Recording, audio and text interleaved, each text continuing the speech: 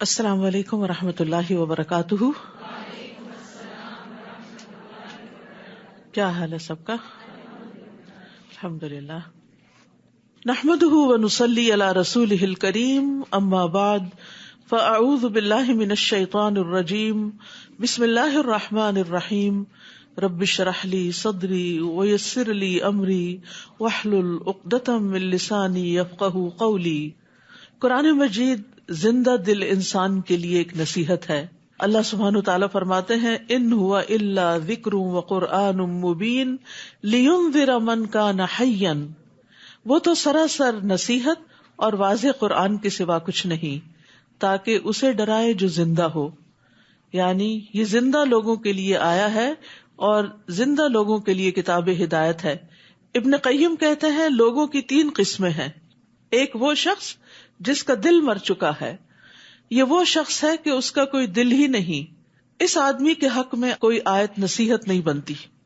وہ آیات سنتا ہے، پڑھتا ہے، اس کو کوئی فائدہ نہیں ہوتا. جیسے مرے ہوئے انسان کے سر پہ چیخیں چلائے روئیں، اس کو کوئی پتہ نہیں ہوتا. نمبر 2، دوسرا وہ شخص جس کا دل زندہ اور اہلیت رکھنے والا ہوتا ہے لیکن وہ تلاوت والی آیات کو کان لگا کے نہیں سنتا، غفلت سے سنتا ہے، جن کے ذریعے اللہ ان نشانیوں کے بارے میں خبر دے رہے ہیں جو دکھائی دینے والی ہیں. یا تو وہ آیات اس تک پہنچی نہیں، یا یہ کہ اس تک پہنچی ہیں لیکن اس کا دل ان آیات سے ہٹ کر کسی اور چیز میں مشغول تھا. بیٹھا قرآن کی مجلس میں تھا لیکن سوچ کچھ اور رہا تھا اور توجہ اور چیزوں کی طرف تھی. اس کا دل غیر حاضر ہے، اسے بھی نصیحت حاصل نہیں ہوتی حالانکہ اس میں اہلیت ہے اور اس کا دل موجود ہے. تیسرا وہ آدمی ہے جس کا دل بھی زندہ ہے اور وہ اہلیت بھی رکھتا ہے، جس پر آیات کی جب تلاوت کی جاتی ہے وہ اپنا کان لگاتا ہے، اپنے کانوں کو اس کی طرف ڈال دیتا ہے، اپنے دل کو حاضر کرتا ہے اور جو کچھ وہ سن رہا ہے اس کے فہم کے علاوہ وہ اپنے دل کو کہیں اور مشغول نہیں کرتا. اس کا دل بھی حاضر ہے، کان بھی لگائے ہوئے ہے. اس قسم کے لوگ ہیں جو ان آیات سے فائدہ حاصل کرتے ہیں جو تلاوت کی جاتی ہیں، اور ان آیات سے بھی یعنی کائنات کی نشانیوں سے بھی فائدہ حاصل کرتے ہیں جو مشاہدے سے تعلق رکھتی ہیں. تو اللہ تعالیٰ سے دعا ہے کہ وہ ہمیں زندہ دل عطا کرے تاکہ ہم قرآن میں خوب غور و فکر کریں اور اس کو اپنے اندر جذب کریں اور اس پر عمل بھی کریں. 11واں پارہ. اعوذ باللہ من الشیطان الرجیم. بسم اللہ الرحمن الرحیم. یعتذرون الیکم اذا رجعتم الیہم قل لا تعتذروا لن نؤمن لکم قد نبأنا اللہ من اخبارکم وسيرى الله عملكم ورسوله ثم تردون إلى عالم الغيب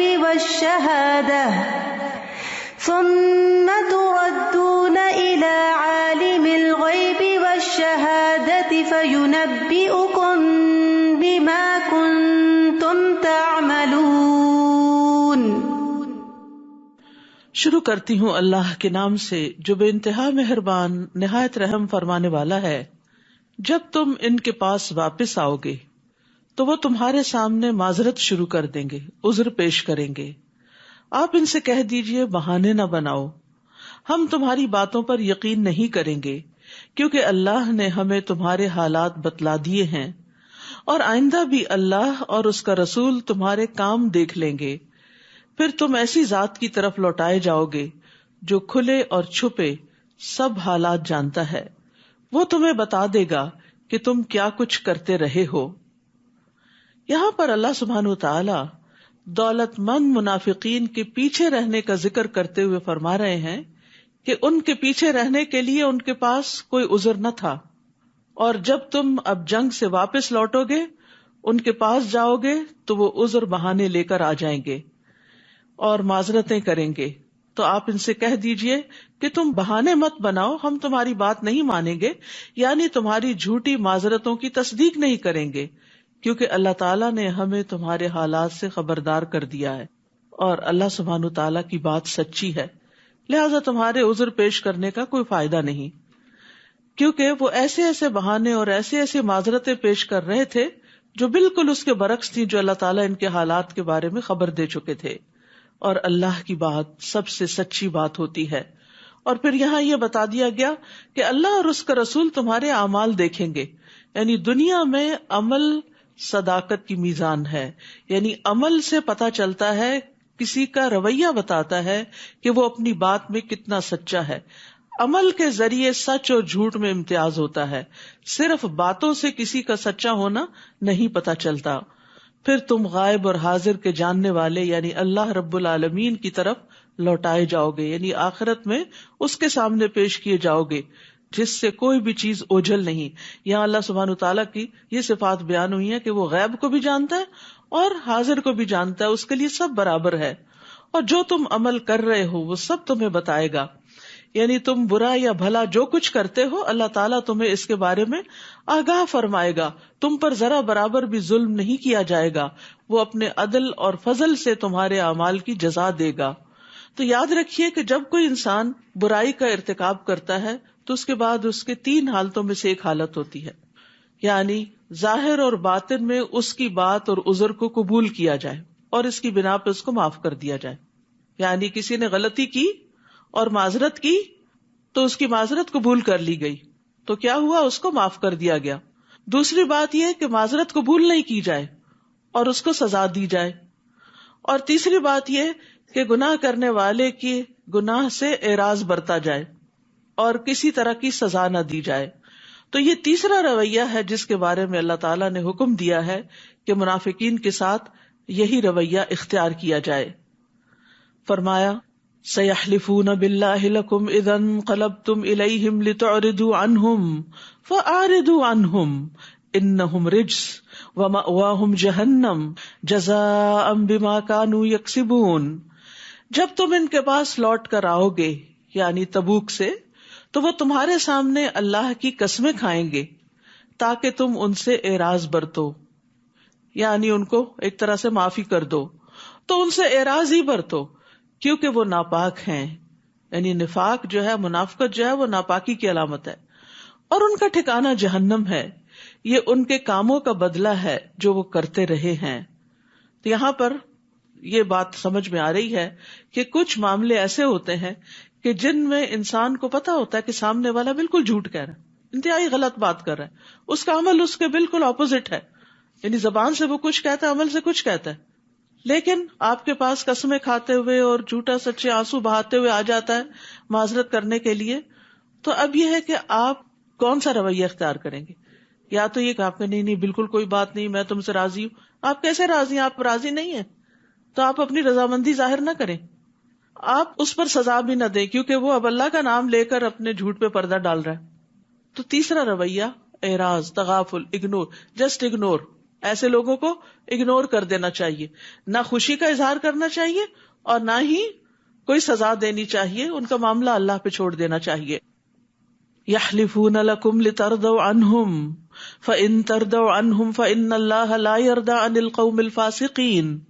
وہ تمہارے سامنے قسمیں کھائیں گے تاکہ تم ان سے راضی ہو جاؤ، بس انہیں فکر ہے کہ لوگ راضی ہو جائیں، لوگوں کی نگاہوں میں اچھے بن جائیں۔ یہ بھی نفاق کی ایک علامت ہوتی کہ انسان کو لوگوں کی فکر زیادہ ہو کہ ان کے سامنے میری بے عزتی نہ ہو، اور اللہ کا کوئی ڈر نہ ہو، اور اللہ کے آگے شرمندگی نہ ہو۔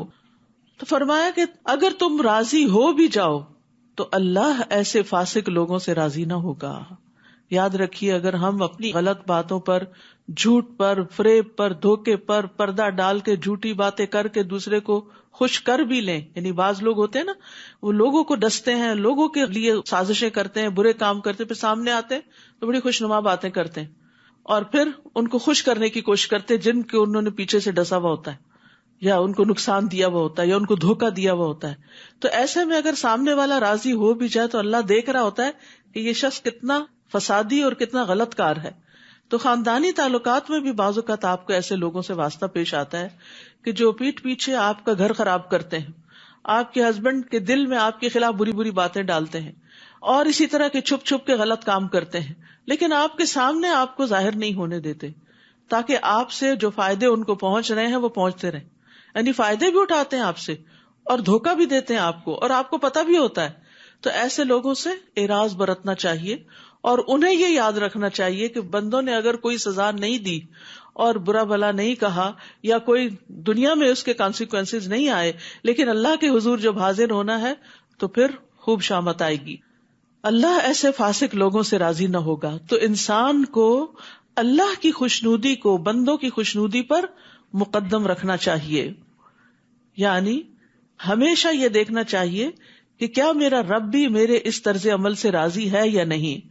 کیونکہ لوگوں کے برعکس اگر اللہ کو راضی کرے انسان تو اللہ سبحانہ وتعالیٰ اس کی دنیا کے حالات بھی درست کر دے گا اور آخرت کے بھی. ایک روایت میں آتا ہے کہ معاویہ رضی اللہ عنہ نے ام المومنین عائشہ رضی اللہ عنہ کو لکھا کہ مجھے ایک خط لکھیے جس میں میرے لیے نصیحتیں ہوں، آپ مجھے نصیحت کیجیے لیکن زیادہ نہ ہوں. اور یہ بھی بڑی حکمت کی بات ہے کہ تھوڑی بات زیادہ یاد رہتی ہے. تو حضرت عائشہ رضی اللہ عنہا نے حضرت معاویہ کو لکھا، سلام علیک اما بعد، میں نے رسول اللہ صلی اللہ علیہ وسلم کو فرماتے ہوئے سنا کہ جو شخص اللہ کی رضا لوگوں کو ناراض کر کے تلاش کرے گا تو لوگوں سے پہنچنے والی تکلیف کے سلسلے میں اللہ اس کے لیے کافی ہوگا.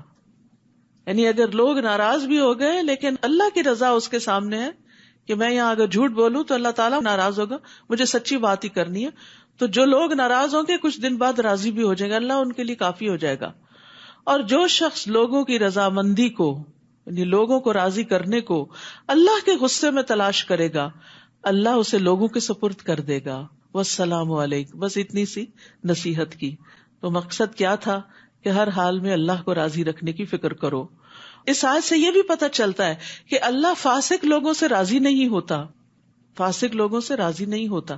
یعنی اگر ہم یہ چاہتے ہیں سچے دل سے کہ اللہ تعالیٰ ہم سے راضی ہو جائے تو پھر ہمیں وہ کام کرنے چاہیے جس سے اللہ راضی ہو، جس سے اللہ محبت کرے. الاعراب اشد کفرا و نفاقا، دیہاتی عرب کفر اور نفاق میں زیادہ سخت ہیں، اور ان میں یہ امکان زیادہ ہے کہ وہ اس دین کی حدود کو نہ سمجھ سکیں جو اللہ نے اپنے رسول پر نازل کی ہیں، اور اللہ سب کچھ جاننے والا اور حکمت والا ہے. تو یاد رکھیے کہ دیہاتوں میں رہنے والوں کے پاس علم حاصل کرنے کے ذرائع کم ہوتے ہیں، علم کی مجالس کم ہوتی ہیں، اور ویسے بھی ان کا طرز زندگی کچھ رف اینڈ ٹف ہوتا ہے جس کی وجہ سے ان کے مزاج کے اندر بھی سختی ہوتی ہے، اور پھر قرآن و سنت کا علم نہ ہونے کی وجہ سے بھی ایک سختی آ جاتی ہے. تو اس لیے یہاں پر بہت اہم نقطہ پتہ چلتا ہے کہ انسان جہالت دور کرنے کے لیے علم حاصل کرے تاکہ اس کے دل کی سختی بھی جائے، اس کے رویے اور اخلاق کی سختی بھی ختم ہو. کیونکہ آپ نے دیکھا ہوگا کہ چاہے کوئی دنیا کا علم بھی حاصل کیے ہوئے ہو، جو سمجھدار پڑھا لکھا انسان ہوتا ہے اس کے اندر ایک خاص قسم کی ہمبلنس اور ایک عاجزی ہوتی ہے. اس کے برعکس وہ شخص جو ان پڑھ ہوتا ہے اس کے اندر ایک کھردرا پن ہوتا ہے. تو علم حاصل کرنے کے لیے علماء کے پاس بیٹھنا چاہیے، علم کی مجلسوں میں شریک ہونا چاہیے. اور ان دیہاتیوں میں کچھ ایسے بھی ہیں جو اللہ کی راہ میں خرچ کریں تو اسے تاوان سمجھتے ہیں، چٹی سمجھتے ہیں، یعنی فی سبیل اللہ مال دینا اپنے اوپر ایک جرمانہ سمجھتے ہیں، اور تمہارے معاملے میں گردش زمانہ کے منتظر ہیں، یعنی کب یہ ہمارے پیچھے سے ہٹیں گے اور ہم چین سے اپنی مرضی کی زندگی بسر کریں گے. حالانکہ بری گردش انہی پر مسلط ہے اور اللہ سب کچھ سننے والا اور جاننے والا ہے. اور کچھ اعرابی ایسے بھی ہیں جو اللہ اور آخرت کے دن پر ایمان رکھتے ہیں، یعنی رہتے وہ دیہاتوں میں ہیں لیکن اس کے باوجود جب ان تک علم کی روشنی پہنچی، ایمان پہنچا تو انہوں نے اس کو کھلے دل سے قبول کیا، اور جو کچھ خرچ کرتے ہیں اسے قرب الہی اور دعائے رسول کا ذریعہ سمجھتے ہیں، کیونکہ آپ صلی اللہ علیہ وسلم صدقہ کرنے والوں کو دعا دیا کرتے تھے. سن لو، یہ واقعی ان کے لیے قرب الہی کا ذریعہ ہے. اللہ کا قرب کس سے حاصل ہوتا ہے؟ ایمان کے بعد انفاق فی سبیل اللہ سے، اللہ کے راستے میں خرچ کرنے سے. اور اس کے بارے میں انسان کو دل میں بخل نہیں رکھنا چاہیے، دل میں تنگی نہیں رکھنی چاہیے. دین کی ترقی کے لیے، دین کو آگے بڑھانے کے لیے طالب علموں پر، کتابوں پر، علم پھیلانے پر خوب خوب خرچ کرنا چاہیے. یہ چیز انسان کو اللہ کے قریب کرتی ہے. فرمایا الا انہا قربۃ لہم، یہ ان کے لیے قربت کا ذریعہ ہے. جلد ہی اللہ تعالیٰ انہیں اپنی رحمت میں داخل کرے گا. اللہ تعالیٰ یقیناً معاف کرنے والا اور رحم کرنے والا ہے. نبی صلی اللہ علیہ وسلم صدقہ کرنے والے کو دعا دیا کرتے تھے, اللہم صلی علی آل فلان, اے اللہ آل فلان پر, یعنی صرف دینے والے پر نہیں, اس کی آل پر بھی رحمت فرما. عبداللہ بن ابی اوفا کہتے ہیں ایک موقع پر میرے والد آپ کے پاس صدقہ لے کر آئے تو آپ نے دعا فرمائی, اللہم صلی علی آل ابی اوفا, اے اللہ ابو اوفا کی آل اور اولاد پر مہربانی فرما. یعنی صدقے کے جو اثرات ہیں صرف صدقہ کرنے والے پر نہیں ہوتے, اس کی نسلوں میں بھی خیر پہنچتی ہے. یعنی اس سے آپ کے بچوں کی بھی حفاظت ہوتی ہے اور ان کے آگے نسلوں کی بھی. تو یہ اللہ تعالیٰ کے قرب کا ذریعہ ہوتا ہے. اور پھر یہ ہے کہ برکت کی دعا بھی دینی چاہیے کہ اللہ تعالیٰ تمہارے مال میں برکت دے.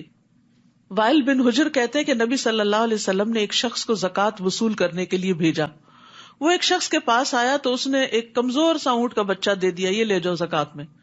تو نبی صلی اللہ علیہ وسلم نے فرمایا, ہم نے اللہ اور اس کے رسول کی طرف سے ایک شخص کو صدقہ وصول کرنے کے لیے روانہ کیا, لیکن اس شخص نے یہ کمزور سا اونٹ کا بچہ دیا ہے. اللہم لا تبارک فیہ ولا فی ابلہ, اللہ اس میں اور اس کے اونٹوں میں برکت نہ فرمانا. یعنی اللہ کے راستے میں دیا اور گھٹیا چیز دی ہے اور کمتر چیز دی ہے. آپ کی یہ بات اس شخص کو پہنچ گئی کہ آپ کے بارے میں نبی صلی اللہ علیہ وسلم یہ فرما رہے ہیں, اور یہ دراصل سب کو سکھانا تھا. اس لیے تو وہ ایک خوبصورت اونٹنی لے کر آ گیا اور عرض کرنے لگا, میں اللہ عز و جل اور اس کے نبی کے سامنے توبہ کرتا ہوں اور معافی مانگتا ہوں. تو نبی صلی اللہ علیہ وسلم نے فرمایا, اللہم بارک فیہ وفی ابلہ, اللہ اس میں اور اس کے اونٹوں میں برکت پیدا کر دے. یعنی آپ صلی اللہ علیہ وسلم بھی اس سے پھر راضی ہو گئے, کیونکہ آپ اسے اپنی ذات کے لیے کچھ وصول نہیں کر رہے تھے, اللہ کے دین کے لیے کر رہے تھے.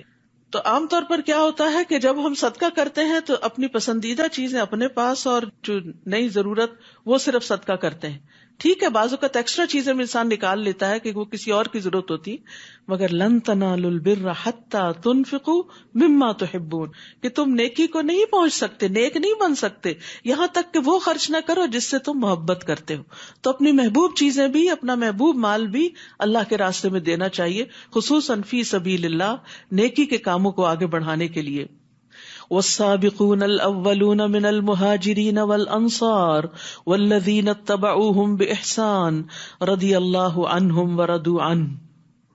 وہ مہاجر اور انصار جنہوں نے سب سے پہلے ایمان لانے میں سبقت کی, اور وہ لوگ جنہوں نے احسن طریقے پر ان کی پیروی کی. قیامت تک جو مہاجرین اور انصار کے طریقوں پہ چلتے رہے. تو ہمارے لیے قابل اتباع لوگ کون ہیں؟ صراط الذین انعمت علیہم, کون ہیں؟ جنہیں نبی صلی اللہ علیہ وسلم کا ساتھ نصیب ہوا کہ ان کا لائف سٹائل کیا تھا, وہ اپنے مال کے معاملے میں کیا کیا کرتے تھے, ان کا طریقہ زندگی کیا تھا. اللہ ان سب سے راضی ہوا. اگر اللہ کی رضا چاہتے ہیں تو ان کو اپنا رول ماڈل بنائیں, اور وہ اللہ سے راضی ہوئے. رضی اللہ عنہم ورضوا عنہ, اللہ نے ان کے لیے ایسے باغ تیار کر رکھے ہیں جن میں نہریں جاری ہیں, وہ ان میں ہمیشہ رہیں گے. یہی بہت بڑی کامیابی ہے. تو یاد رکھیے, ہمیشہ آگے جانے والوں, سبقت کرنے والوں کی پیروی کرنی چاہیے, نہ کہ جو پیچھے ہیں, سست ہیں. یعنی جب کسی سے کوئی انسپریشن لیں تو اس سے لیں جو نیکی میں آپ سے آگے ہے, اس سے نہیں لیں جو پیچھے ہے کہ اچھا وہ بھی تو نہیں ابھی کر رہا, ابھی وہ بھی نہیں آیا, ابھی وہ بھی شریک نہیں ہوا, ابھی اس نے بھی شروع نہیں کیا, چلو جب وہ کرے گا میں بھی کر لوں گا. نہیں, جو پہلے جا چکے, جو آگے بڑھ چکے, جو اوپر کے درجوں میں پہنچ گئے, ان کو دیکھیں.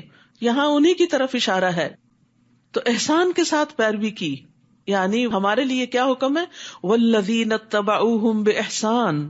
تو احسان کے ساتھ پیروی کرنے کا مطلب یہ ہے کہ انہوں نے ایمان لانے میں ان کی پیروی کی, نیک اعمال میں ان کی پیروی کی, اپنے اقوال اور اعمال میں اللہ کی رضا تلاش کرنے میں ان کی پیروی کی, کہ جس طرح صحابہ کرام اور تابعین اللہ کی رضا حاصل کرنے کے لیے اپنا سب کچھ قربان کر دیا کرتے تھے. وَمِمَّنْ حَوْلَكُمْ مِنَ الْأَعْرَابِ مُنَافِقُونَ, اور تمہارے ارد گرد بسنے والے دیہاتیوں میں کچھ منافق موجود ہیں, اور کچھ خود مدینہ میں بھی موجود ہیں. کس طرح اللہ سبحانہ وتعالیٰ نے نفاق کو ظاہر کیا اور مسلمانوں کو خبردار کر دیا. جو اپنے نفاق پر اڑے ہوئے ہیں, یعنی کوئی بات سمجھ کے نہیں دیتے, انہیں تم نہیں جانتے, ہم ہی جانتے ہیں. اللہ اکبر.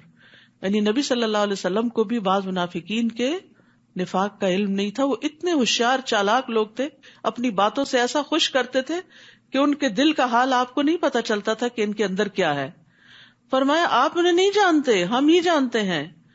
جلد ہی ہم انہیں 2 مرتبہ سزا دیں گے, پھر وہ بڑے عذاب کی طرف لوٹائے جائیں گے. 2 مرتبہ سزا کیا؟ ایک قبر میں, اور بڑا عذاب کہاں ہے؟ آخرت میں. تو اس آیت میں بھی قبر کے عذاب کی دلیل ملتی ہے. ان کے علاوہ کچھ اور لوگ ہیں جنہوں نے اپنے گناہوں کا اعتراف کر لیا اور وہ ملے جلے عمل کرتے رہے, کچھ اچھے اور کچھ برے. امید ہے کہ اللہ ان کی توبہ قبول کر لے, کیونکہ وہ درگزر کرنے والا اور رحم کرنے والا ہے. تو یاد رکھیے کہ بعض اوقات انسان ملے جلے عمل کرتا ہے اور اللہ سے امید بھی رکھتا ہے, تو اختتام جس پر ہوگا انشاءاللہ اللہ سبحانہ وتعالی اپنی رحمت سے بخش دے گا.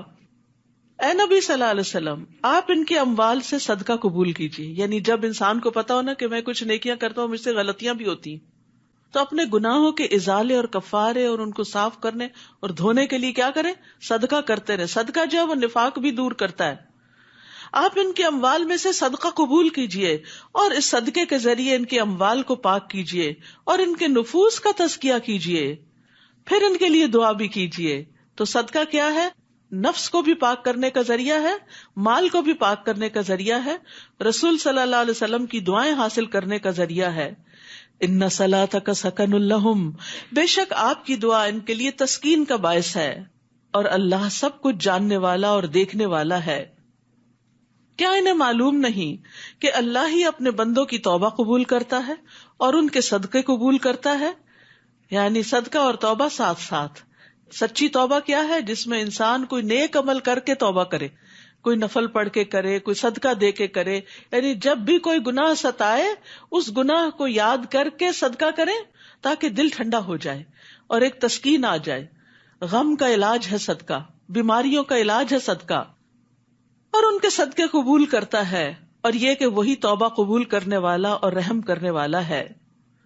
نیز ان سے کہیے کہ عمل کرتے جاؤ, اللہ, اس کا رسول اور سب مومن تمہارے طرز عمل کو دیکھ لیں گے. تو نفاق دور کرنے کے لیے کیا ہے؟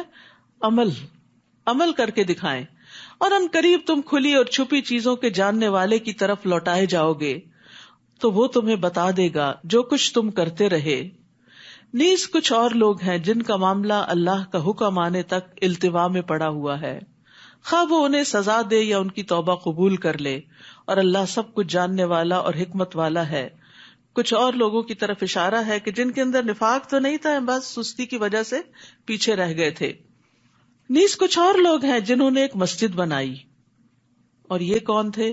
یہ منافقین تھے جنہوں نے قباء کے علاقے میں مسجد قباء کے پیرالل ایک اور مسجد بنا لی جس کو مسجد زرار کہا گیا, اس لیے کہ وہ دعوت حق کو نقصان پہنچائیں. یعنی تفرقہ بازی جو ہے وہ اسلام کے کاز کو نقصان دیتی ہے. کفر پھیلائیں, یعنی اس مسجد کے بنانے کا مقصد اسلام کی تبلیغ نہیں, اسلام کا فائدہ نہیں, بلکہ اس سے اسلام کی بجائے الٹا کفر کو فائدہ ہوگا. مومنوں میں تفرقہ ڈالیں, اور یہ مسجد ایسے لوگوں کو کمین گاہ کا کام دے, چھپنے کا کام دے, جو اس سے پیشتر اللہ اور اس کے رسول سے برسر پیکار رہے ہیں. اشارہ ہے ابو عامر الراہب کی طرف, جو دور جاہلیت میں بڑا عبادت گزار تھا, لیکن نبی صلی اللہ علیہ وسلم سے اس کو حسد ہو گیا, تو آپ کے خلاف وہ لوگوں کو بھڑکایا کرتا تھا, تاکہ مشرکین مکہ تک کے پاس گیا تھا مدد لینے کے لیے کہ کس طرح نبی صلی اللہ علیہ وسلم کے خلاف کوئی محاذ آرائی کی جائے. اور پھر جب وہاں سے کچھ نہیں بنا تو قیصر روم کی طرف گیا اور راستے میں ہی مارا گیا. تو اللہ تعالیٰ نے ایسے ظالم سے چھٹکارا دیا. تو یہ مسجد بنائی گئی اس کو سپورٹ کرنے کے لیے, کیونکہ منافقین جہاں کہیں اور بیٹھتے تھے تو پتہ چل جاتا تھا, تو انہوں نے سوچا کہ مسجد میں بیٹھیں گے تو کسی کو شک ہی نہیں ہوگا, لوگ سمجھیں گے بڑا نیکی کا کام کر رہے ہیں, حالانکہ وہ مسجد کے اندر ہی بیٹھ کر اسلام کے خلاف سازشیں کرتے. اور وہ قسمیں یہ کھاتے ہیں کہ ہمارا ارادہ تو بھلائی کے سوا کچھ نہیں, ہم نے تو معذور اور بیمار لوگوں کے لیے ذرا ان کے قریب کے علاقے میں مسجد بنا دی ہے.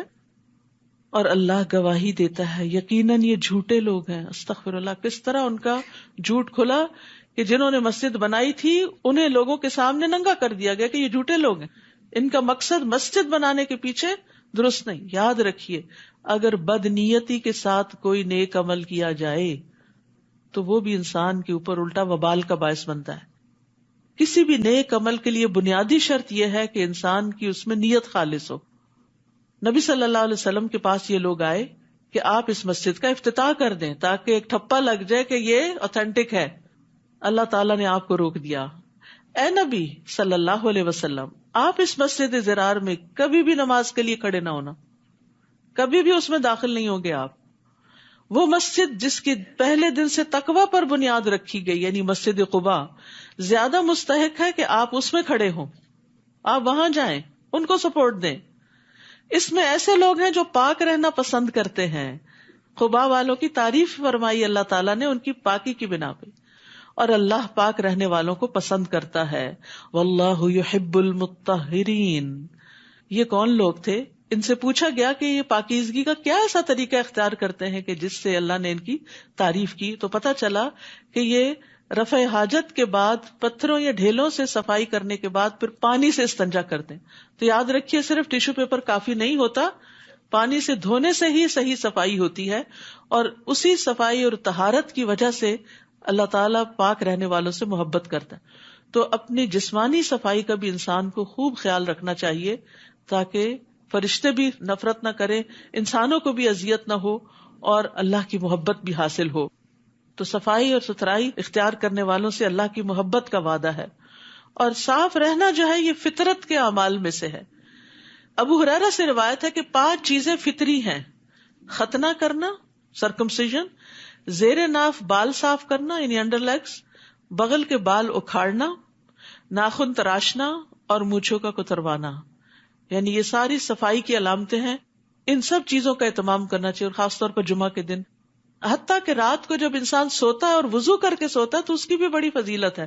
حالانکہ نیند تو وضو توڑ ہی دیتی ہے، لیکن پاکیزگی کی حالت میں انسان سوئے تو اس کا فائدہ کیا ہے؟ فرمایا جو آدمی باوضو رات گزارتا ہے، ایک فرشتہ اس کی چادر میں رات گزارتا ہے. جب بھی وہ بندہ رات کی کسی گھڑی میں جاگتا ہے تو فرشتہ کہتا ہے اے اللہ اپنے اس بندے کو بخش دے کیونکہ اس نے باوضو حالت میں رات گزاری. یعنی بے شک بعد میں ٹوٹ جائے لیکن ابتدا میں آغاز میں جو وضو کیا اس سے دعائیں ملتی ہیں.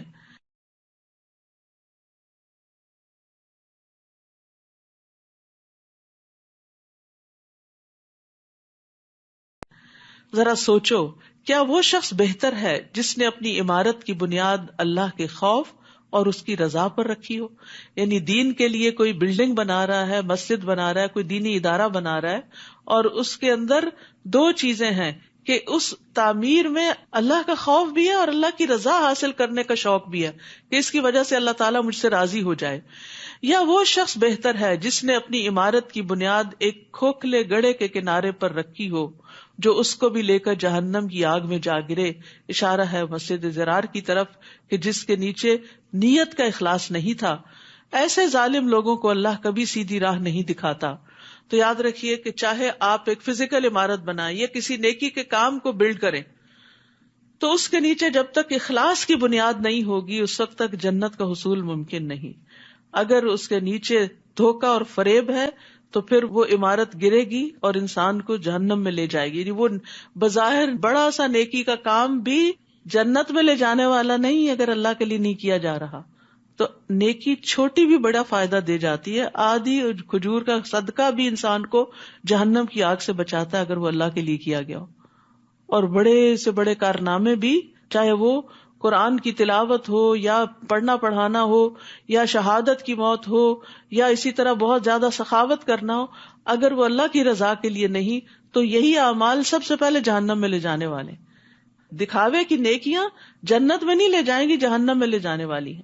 تو اس لیے انسان کو سب سے زیادہ فکر اپنے اخلاص کی، اپنی نیت کی ہونی چاہیے، اور وہ اس وقت زیادہ پتہ چلتی ہے جب نیکی کا کام کر کے آپ کو کہیں سے کوئی تنقید سننی پڑتی ہے تو آپ کتنے اپسٹ ہوتے ہیں یا پھر کتنے راحت میں ہوتے ہیں کہ میں نے اللہ کے لیے کیا، اللہ نے دیکھ لیا، وہ قبول کر لے گا، اس لیے مجھے کسی کی باتوں کی کوئی پرواہ ہونی نہیں چاہیے. کیونکہ بعض اوقات آپ جب نیکی کے بہت کاموں میں آگے ہوتے ہیں نا تو لوگ باتیں بھی بنانے لگتے ہیں. وہ کہتے ہیں یہ اس کو بڑا اپنی پروجیکشن کا شوق ہے، حالانکہ ایسا نہیں ہوتا. تو پھر آپ سوچتے ہیں اچھا میں اب نہیں کروں گی. نہیں، یہی تو آپ کے ٹیسٹ ہوا تھا کہ آپ پھر بھی نیکی کریں گے یا نہیں. کیا صرف لوگوں کی تعریف کی وجہ سے نیکی کریں گے یا ان کی تنقید کے باوجود بھی نیکی کے کام نہیں چھوڑیں گے؟ تو یاد رکھیے کوئی کچھ بھی کرے، جو ٹھان لی ہے وہ ٹھان لی ہے، وہ کرنا ہی کرنا ہے، چاہے نتیجہ دنیا میں اس کا کچھ بھی سامنے آتا ہے، کیونکہ اللہ کی رضا کے لیے انسان آزمایا جاتا ہے. اس سے خود بھی انسان کو پتا چلتا ہے کہ میں بھلا یہ کام کیوں کر رہا تھا. ورنہ انسان کی بعض اوقات ملی جلی سی نیت ہوتی، اتنی خالص نہیں ہوتی، لیکن پھر اس سے کیا ہوتا ہے پتا چل جاتا ہے. جب امتحان آتا ہے، آزمائش آتی ہے، تو انسان کو اپنی ورتھ بھی پتا چل جاتی ہے کہ میرے اندر کتنی ثابت قدمی ہے. پھر فرمایا ان اللہ اشترى من المؤمنین انفسهم واموالهم بان لهم الجنہ یقاتلون فی سبیل اللہ فیقتلون ویقتلون وعدا علیہ حقا فی التوراة والانجیل والقرآن ومن اوفى بعہدہ من اللہ فاستبشروا ببیعکم الذی بایعتم بہ وذلک هو الفوز العظیم. اللہ تعالیٰ نے مومنوں سے ان کی جانیں اور ان کے مال جنت کے بدلے خرید لیے ہیں. وہ اللہ کی راہ میں لڑتے ہیں، مارتے بھی ہیں اور مرتے بھی ہیں. تورات، انجیل اور قرآن سب کتابوں میں اللہ کے ذمے یہ پختہ وعدہ ہے. اللہ سے بڑھ کر اپنے وعدے کو وفا کرنے والا کون ہے؟ لہٰذا اے مسلمانوں، تم نے جو سودا کیا اس پر خوشیاں مناؤ، اور یہی بہت بڑی کامیابی ہے. سوچئے خریدار کون ہے آپ کی جان کا، آپ کے مال کا؟ لینے والا کون ہے؟ کون ہے؟ اللہ. اللہ خریدنا چاہتا ہے آپ سے آپ کے جان اور مال، کیا آپ اس کی راہ میں دے دیں. اور یہ معاہدہ کہاں لکھا ہوا ہے؟ 3 کتابوں میں، تورات، انجیل اور قرآن، سب میں. دنیا کی سب سے بہترین کتابوں میں یہ بات لکھی ہوئی ہے، سب سے سچی کتابوں میں. کس کے ذریعے یہ معاہدہ کروایا جا رہا ہے؟ رسول اللہ صلی اللہ علیہ وسلم کے ذریعے. اور معاوضہ کیا ہے؟ جنت. خریدار بھی بہترین، معاوضہ بھی بہترین، جہاں معاہدہ لکھا ہوا وہ بھی بہترین، جس کے ذریعے کانٹریکٹ کرایا جا رہا ہے وہ بھی بہترین. یہ ساری چیزیں انتہائی سچی اور انتہائی اوتھینٹک. کوئی شک ہے پھر بھی کہ ہم اپنا وقت، اپنی جان، اپنی صلاحیت، اپنی ذہانت، اپنا مال اللہ کے راستے میں نہ لگائیں خالصتاً اللہ کے لیے؟ کیونکہ اس کا بدلہ اللہ نے جنت لکھا، اور یہ اللہ کا سودا انتہائی قیمتی سودا ہے. نبی صلی اللہ علیہ وسلم نے فرمایا الا ان سلعۃ اللہ غالیہ، خبردار سن لو اللہ کا سودا بڑا مہنگا ہے. سن لو بے شک الا ان سلعۃ اللہ الجنہ، بے شک اللہ کا سودا جنت ہے. تم سے جان اور مال لیتا ہے اور بدلے میں جنت دیتا ہے. لیکن یاد رکھیے جنت ہمارے اعمال کا صلہ نہیں ہو سکتی. ہمارے اعمال پھر بھی تھوڑے، جنت خریدنے کے لیے کافی نہیں. پھر اس کے بعد یہ اللہ کا فضل اور رحمت ہوتی ہے کہ انسان جنت تک پہنچ سکے. اس سودا کرنے والوں کی خصوصیات کیا ہوتی ہیں؟ التائبون، توبہ کرنے والے. یعنی چھوٹی بڑی غلطی پر ان کو دھڑکا لگا رہتا ہے کہ اللہ تعالیٰ ناراض نہ ہو جائے، کہیں ہمارا کانٹریکٹ منسوخ نہ ہو جائے. آپ نے دنیا میں اگر کسی کے ساتھ کبھی کوئی کانٹریکٹ کیا ہو، کوئی بزنس ڈیل کی ہو، تو آپ کو کیا ہوتا ہے کہ کہیں ایسا نہ ہو کہ کوئی ایسے حالات ہو کہ یہ ختم کرنا پڑے بیچ میں. تو توبہ کرتے رہتے، بار بار اللہ کی طرف رجوع کرتے ہیں. العابدون، عبادت گزار ہوتے ہیں، صرف فرض ادا نہیں کرتے، ایکسٹرا نوافل کا بھی اہتمام کرتے ہیں. ممکن ہو تو تہجد، صلاۃ الضحیٰ، نمازوں میں صرف فرض نہیں، سنت اور نفل بھی. الحامدون، ہر حال میں اللہ کا شکر ادا کرتے، تعریف کرتے ہیں، اچھے حال میں بھی اور تکلیف دہ حال میں بھی، ہر حال میں اللہ سے راضی ہوتے ہیں. الحمدللہ، الحمدللہ ان کا تقیہ کلام ہوتا ہے. السائحون، سیاحت کرنے والے. ایک معنی روزہ رکھنے والے کیا گیا، لیکن زیادہ ترجیح والا معنی یہ ہے کہ وہ اپنے گھر سے نکلتے ہیں. کس کے لیے؟ حج اور عمرے کے لیے، علم حاصل کرنے کے لیے، نیکی کے کاموں کے لیے. یعنی صرف چین سے اپنے کمفرٹ زون میں بیٹھے نہیں رہتے بلکہ نکلتے ہیں. سائحون ہیں. الراکعون، رکوع کرنے والے ہیں، یعنی ہمبل ہیں اور نمازوں میں بھی رکوع کرنے والے. الساجدون، خوب سجدے کرنے والے ہیں. الآمرون بالمعروف والناہون عن المنکر، نیکی کا حکم دینے والے اور برائی سے روکنے والے. یہ ساری صفات ہوتی ہیں ان کے اندر. والحافظون لحدود اللہ، اور اللہ کی حدود کی حفاظت کرنے والے. وبشر المؤمنین، اور مومنوں کو خوشخبری دے دیجئے. یعنی جہاں ایک طرف وہ نیک کام کرنے والے ہیں، دوسری طرف وہ بڑی احتیاط برتتے ہیں زندگی میں کہ جہاں جہاں اللہ نے روکا ہے نا وہاں رک جائیں، حدوں کو پار نہ کریں. جن چیزوں کو اللہ نے حرام قرار دیا ہے ان کو اپنی زندگی میں حرام کر لیں. چاہے وہ اقوال میں سے ہوں، چاہے وہ افعال میں سے ہوں، چاہے ماکولات اور مشروبات میں سے، یا ہسبینڈ وائف کے ریلیشن شپ میں سے. یعنی ہر معاملے میں ہمیں حدود بتا دی گئی ہیں کسی بھی کام کی کہ کہاں تک جائز ہے، کہاں سے ناجائز شروع ہو جاتا ہے. حتیٰ کہ شک میں پڑنے والی چیزوں سے بھی پرہیز کرنا چاہیے.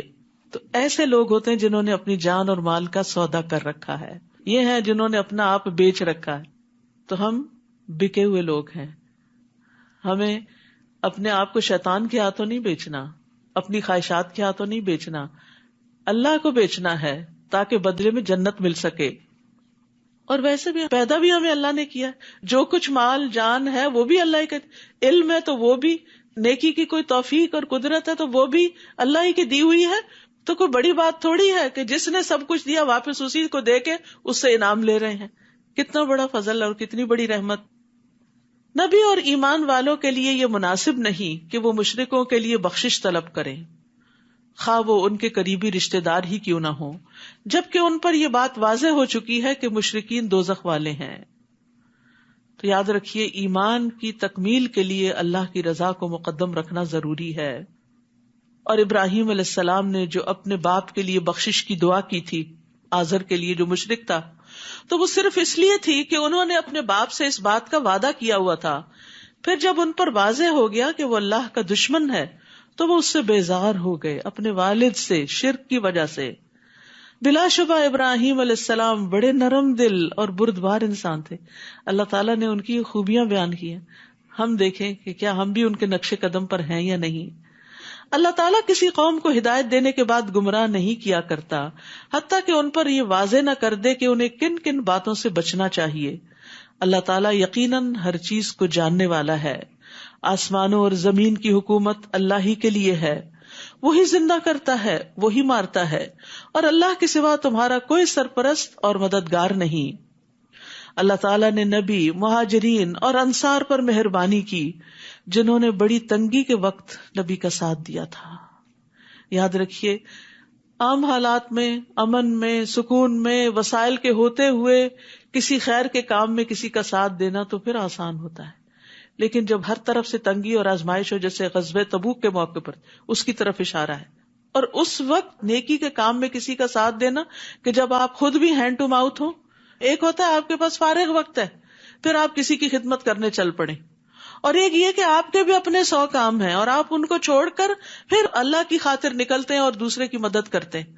ایک یہ کہ آپ کے پاس بہت مال ہے اور اس میں سے تھوڑا سا دے دے، اور ایک یہ کہ آپ خود بھی ہینڈ ٹو ماؤتھ ہیں اور پھر آپ اس میں سے بھی نکال کے دوسرے کو دیتے ہیں.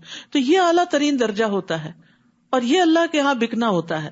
تو اللہ سبحانہ وتعالیٰ ان پر مہربان ہوتا ہے جنہوں نے تنگی کے وقت نبی کا ساتھ دیا، اگرچہ اس وقت بعض لوگوں کے دل کجی کی طرف مائل ہو چکے تھے، نہیں وہ ہمت ہار رہے. یاد رکھیے مشکل وقت میں نا ہمت ٹوٹنے لگتی ہے، تو ایک دوسرے کی ہمت بڑھانی بھی چاہیے. پھر اللہ نے ان پر رحم فرمایا. یہ اللہ کی رحمت ہوتی ہے کہ ہماری ریلکٹنسی کے باوجود اللہ تعالیٰ ہمیں نیکی کے کام کی توفیق دے کے ہم سے کروا لیتا ہے. اس سراسر اللہ کا فضل ہوتا ہے، کیونکہ اللہ مسلمانوں پر بڑا مہربان اور رحم کرنے والا ہے. کتنا شکر ادا کرے انسان اللہ کا کہ جو کچھ کروا لیتا ہے اور کرنے کی توفیق دے دیتا ہے.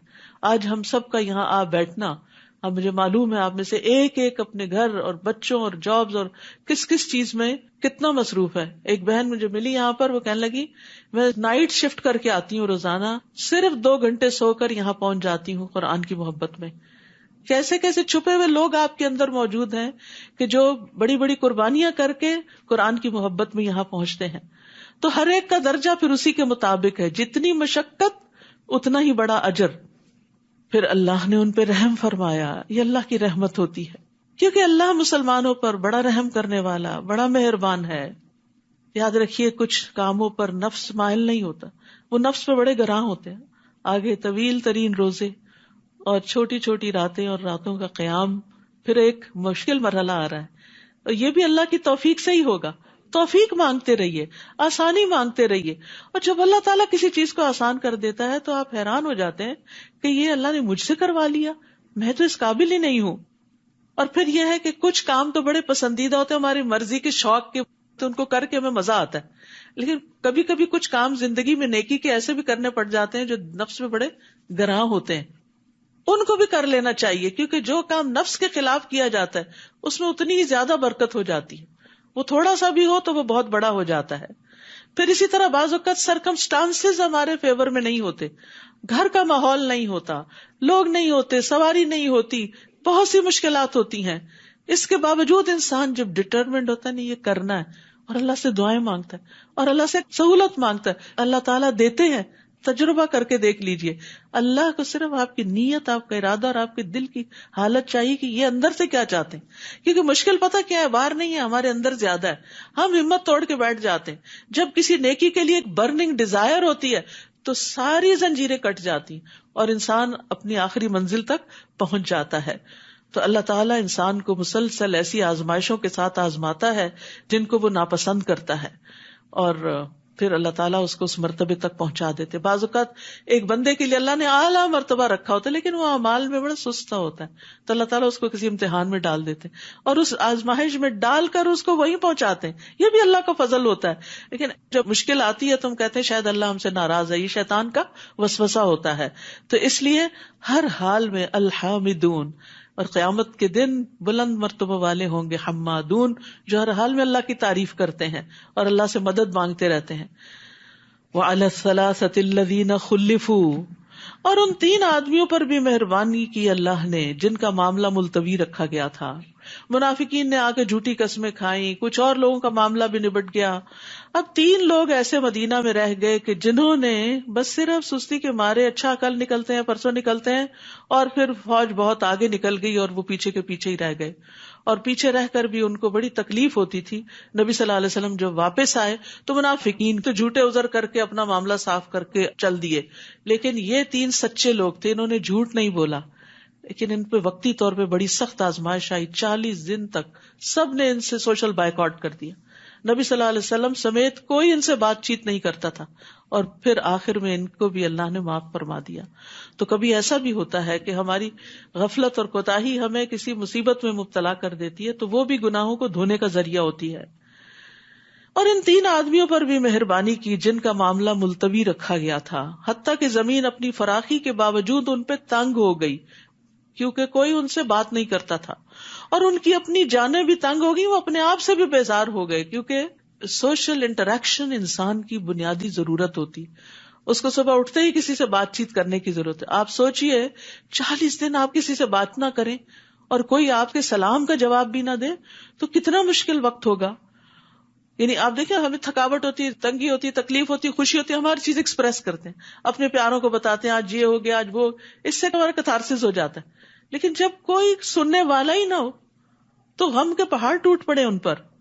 اور انہیں یقین تھا کہ اللہ کے سوا ان کے لیے کوئی جائے پناہ نہیں. اگر جھوٹ بولیں گے تو کوئی اور انہیں پناہ نہیں دے گا.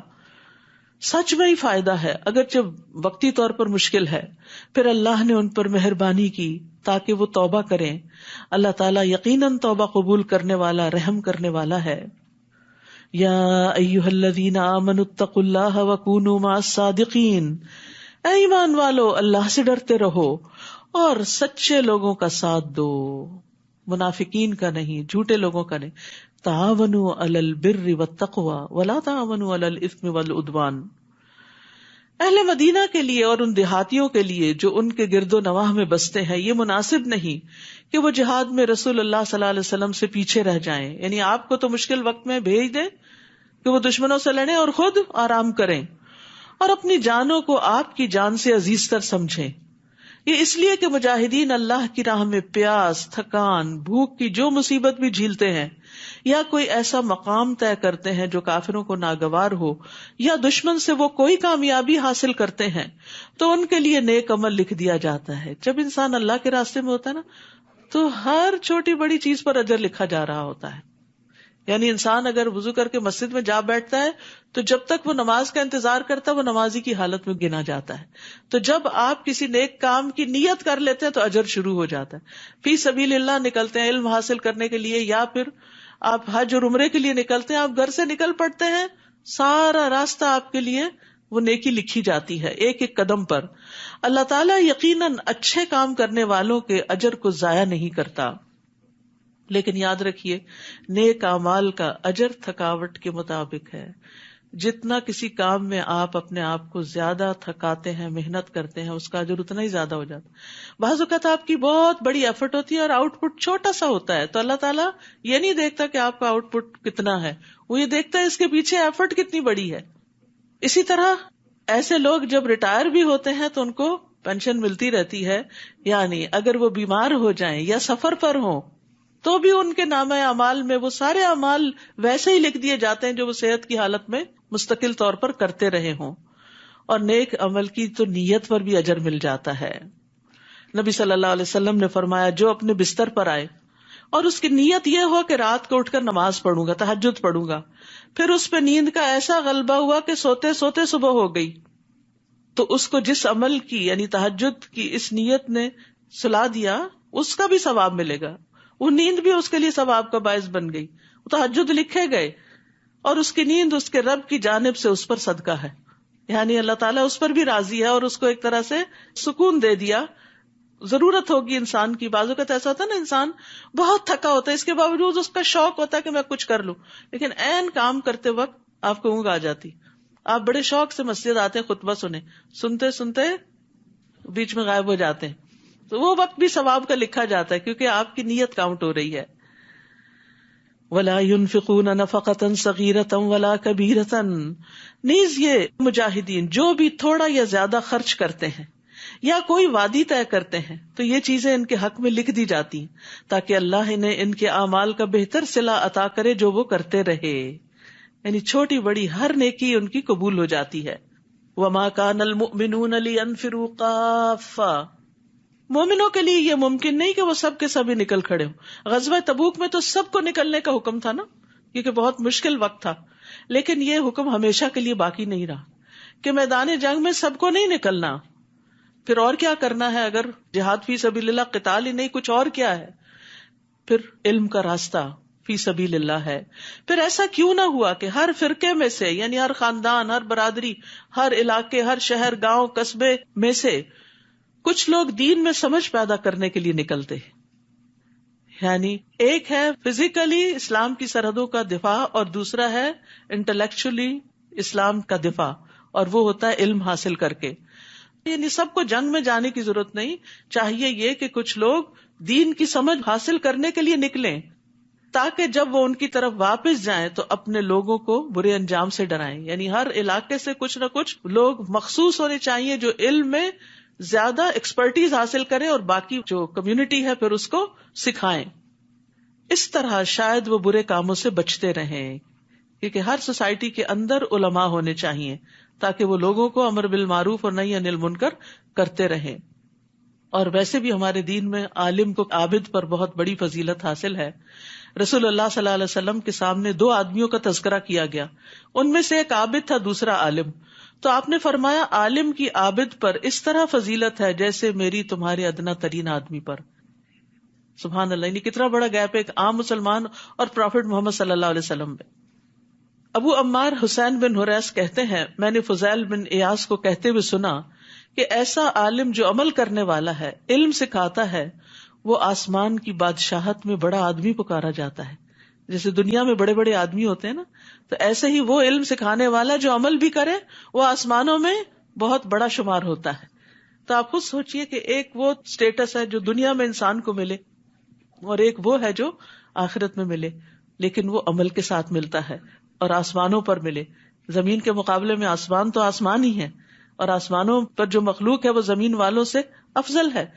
تو انسان کو ہمیشہ بڑے درجوں کی تمنا رکھنی چاہیے، علم کے لیے وقت ضرور نکالنا چاہیے اور اس میں ہر روز اضافہ ہونا چاہیے۔ نبی صلی اللہ علیہ وسلم کو جس چیز کی دعا سکھائی گئی وہ مال و دولت کے حصول کی نہیں تھی، رب زدنی علما تھی، کہ اللہ میرا علم زیادہ کر دے، اور پھر علم کے ساتھ ساتھ عمل میں بھی آگے بڑھے انسان، تب علم کا فائدہ ہوتا ہے۔ یاد رکھیے علم سکھانے والے کے لیے ساری مخلوقات دعائیں کرتی ہیں۔ رسول اللہ صلی اللہ علیہ وسلم نے فرمایا یقیناً اللہ، فرشتے اور تمام اہل زمین و آسمان، یہاں تک کہ چونٹی اپنے سوراخ میں، مچھلیاں بھی اس شخص کے لیے دعائے خیر کرتی ہیں۔ اللہ کی رحمت نازل ہوتی ہے جو لوگوں کو بھلائی کی باتیں سکھاتا ہے۔ تو اس لیے ہر شخص کا یہ فرض ہے کہ جو خیر کی بات اس کو پتا وہ آگے ضرور شیئر کرے۔ جیسے ہمیں دنیا بھر کی خبریں پتا ہوتی ہیں نا، اور خاندان کی خبریں کچھ بزرگ خواتین کو پتا ہوتی ہیں کون کیا کر رہا ہے، سارا دن فون لے کے ادھر ادھر کی خبریں معلوم کر کے پھر شیئر کرتے. تو اس سے بہتر ہے کہ علم حاصل کر کے پھر اپنے گھر والوں کے ساتھ شیئر کیا جائے. بلغوا انی ولو آیا، مجھ سے آگے پہنچاؤ خواہ ایک آیت ہی کیوں نہ ہو. ضروری نہیں کہ 2 گھنٹے کا لیکچر ہو، ایک بات بھی اچھی جو آپ کسی سے شیئر کر لیں گے وہ آپ کے لیے خیر اور بھلائی کا باعث بنے گی.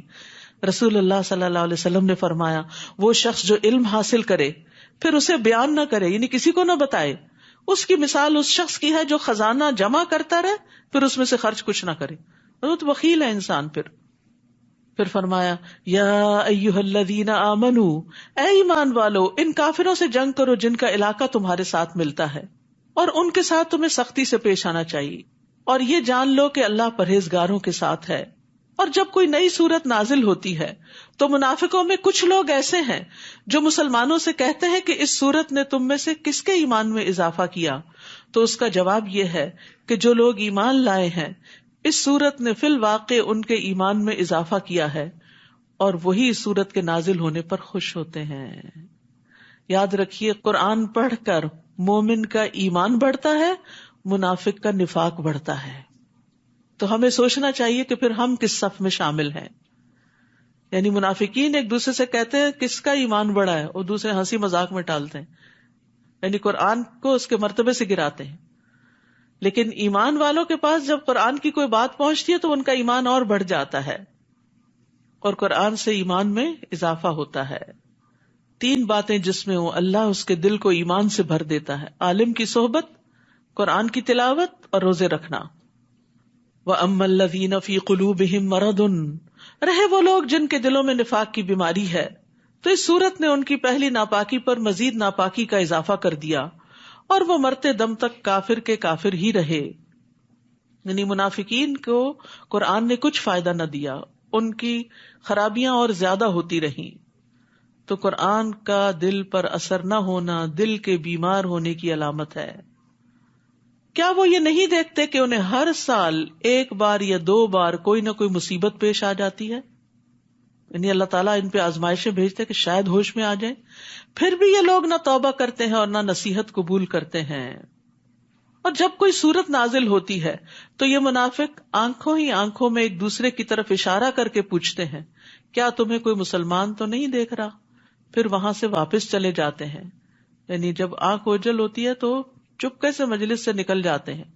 اللہ نے ان کے دلوں کو راہ حق سے پھیر دیا، کیونکہ یہ لوگ ہیں ہی ایسے جو کچھ بھی نہیں سمجھتے. مجلس میں ہو تب بھی نہیں سمجھتے، نہ آئیں تو تب بھی ان کو ہوش نہیں، اپنی غلطی کا احساس نہیں. لقد جاءکم رسول من انفسکم، لوگوں تمہارے پاس تمہیں میں سے ایک رسول آیا ہے، انسانوں میں سے ہی ہے. اے اہل عرب، تمہیں میں سے ہے، رسول عربی ہے. اگر تمہیں کوئی تکلیف پہنچے تو اسے گراں گزرتی ہے. سبحان اللہ. ایک لیڈر کے اندر یہ کوالٹی بہت زیادہ ہونی چاہیے کہ ساتھیوں میں سے کسی کو کوئی تکلیف ہو تو اس کو بھی تکلیف پہنچے. وہ تمہاری فلاح کا حریص ہے، یعنی اس کے اندر ایک شدید تڑپ ہے کہ سب لوگ ہدایت پا جائیں. مومنوں پر نہایت مہربان اور رحم کرنے والا ہے. نبی صلی اللہ علیہ وسلم کی یہ حرص تھی کہ سب لوگ آگ سے بچ جائیں. فرمایا، میری مثال اور لوگوں کی مثال اس شخص کی طرح ہے جس نے آگ روشن کی. جب اس کے چاروں طرف روشنی پھیل گئی تو پروانے اور کیڑے مکوڑے جو آگ پر گرتے ہیں اس میں گرنے لگے. وہ آدمی ان کو آگ سے دور کرتا ہے لیکن وہ اس کے قابو میں نہیں آتے بلکہ آگ میں گرتے رہتے ہیں. اسی طرح میں تمہاری کمروں سے پکڑ کر تمہیں آگ سے دور کرتا ہوں اور تم ہو کہ اس میں گرتے جا رہے ہو. آپ صلی اللہ علیہ وسلم نے امت کی خاطر اپنے آرام کو ترک کر دیا تھا. آپ ان کی تکلیف کا خیال رکھتے تھے. رسول اللہ صلی اللہ علیہ وسلم نے فرمایا، میں نماز شروع کرتا ہوں اور میرا ارادہ لمبی نماز پڑھانے کا ہوتا ہے، لیکن میں بچے کے رونے کی آواز سنتا ہوں تو میں اس کی والدہ کی تکلیف کی شدت کی وجہ سے نماز چھوٹی کر دیتا ہوں کہ اس کی ماں کو تکلیف نہ ہو. کیا ہم بھی دوسروں کے لیے اتنے کیئرنگ ہیں کسی کو تکلیف نہ پہنچے؟ تو ہر وہ شخص جو لیڈرشپ کے مقام پر ہے اس کو لازماً اس بات کا خیال رکھنا چاہیے کہ اس کے ساتھی کس حال میں ہیں، کسی تکلیف میں تو نہیں. آپ امت کے لیے روتے تھے، ان کے لیے دعائیں کرتے تھے. فَإِن تَوَلَّوْا، پھر اگر لوگ اعراض برتے ہیں تو ان سے کہہ دیجئے، فَقُلْ حَسْبِيَ اللَّهُ لَا إِلَٰهَ إِلَّا هُوَ عَلَيْهِ تَوَكَّلْتُ وَهُوَ رَبُّ الْعَرْشِ الْعَظِيمِ، کہ مجھے میرا اللہ کافی ہے جس کے سوا کوئی الہ نہیں، میں اسی پر بھروسہ کرتا ہوں اور وہ عرش عظیم کا مالک ہے. تو یہ کلمہ بڑا اہم کلمہ ہے، پریشانیوں میں کفایت کرنے والا ہے.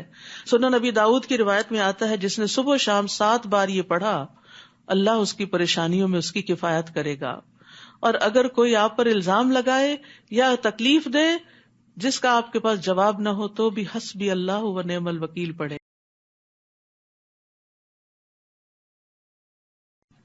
سورۃ یونس. سورۃ یونس مکی سورت ہے. سورۃ یونس اللہ سبحانہ تعالی کی توحید بیان کرتی ہے جو کہ مکی صورتوں کا خاصہ ہے، اور اس میں بے شمار دلائل دیے گئے ہیں، عقلی بھی اور نقلی بھی. سورۃ یونس کی ابتدا نبی صلی اللہ علیہ وسلم کی طرف وحی آنے کے بارے میں ہوئی. سورۃ توبہ کا اختتام بھی نبی صلی اللہ علیہ وسلم سے متعلق ہے اور سورۃ یونس کا آغاز بھی. اور یہ پہلی سورت ہے جو کسی نبی کے نام پر ہے، اور 3 مسلسل صورتیں یونس، ہود اور یوسف جو ہیں انبیاء کے ناموں پر ہیں. اگرچہ اس میں یونس علیہ السلام کا ذکر بہت مختصر ہے لیکن باقی تمام واقعات کے مقابلے میں بڑی اہمیت رکھتا ہے. بسم اللہ الرحمن الرحیم. الف لام را تلک آیات الکتاب الحکیم. الف لام را یہ حکمت والی کتاب کی آیات ہیں. کیا لوگوں کو اس بات پر تعجب ہوتا ہے کہ انہی میں سے ایک آدمی پر ہم نے وحی کی کہ وہ لوگوں کو ڈرائے اور ایمان لانے والوں کو یہ خوشخبری دے کہ ان کے رب کے ہاں ان کے لیے حقیقی عزت اور مرتبہ ہے. سبحان اللہ، یہ خوشخبری ہے ایمان والوں کو کہ ان کا مرتبہ اور مقام ان کے رب کے پاس عزت والا ہے. اس دعوت پر کافروں نے کہہ دیا یہ تو صاف جادوگر ہے.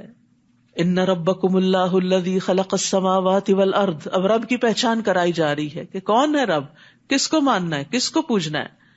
تمہارا رب یقیناً وہ اللہ ہے جس نے آسمانوں اور زمین کو 6 دنوں میں پیدا کیا، پھر عرش پر قرار پکڑا.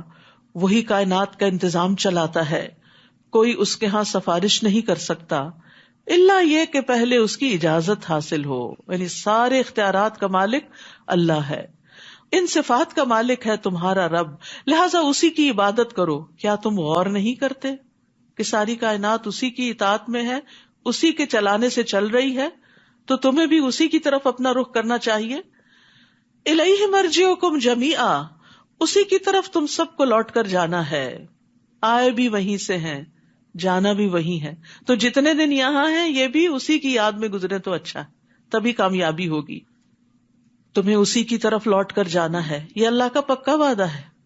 وہی خلقت کی ابتدا کرتا ہے، وہی دوبارہ پیدا کرے گا، تاکہ ان لوگوں کو انصاف کے ساتھ بدلہ دے جو ایمان لائے اور جو نیک عمل کرتے رہے. اللہ نے آخرت کا دن کیوں رکھا ہے؟ اعمال کا بدلہ دینے کے لیے، کیونکہ دنیا میں یہ پاسبل نہیں.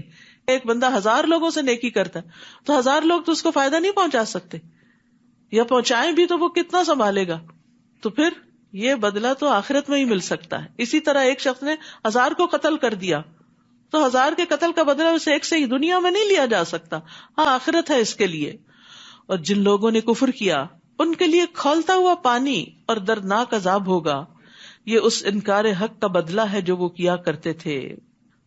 وہی تو ہے جس نے سورج کو ضیاء اور چاند کو نور بنایا اور چاند کے لیے منزلیں مقرر کر دی تاکہ تم برسوں اور تاریخوں کا حساب معلوم کر سکو. اللہ نے یہ سب چیزیں کسی حقیقی مقصد کے لیے ہی پیدا کی ہیں، ایسے ہی بیکار میں کھیل کے طور پہ نہیں یہ سب کچھ بنایا گیا.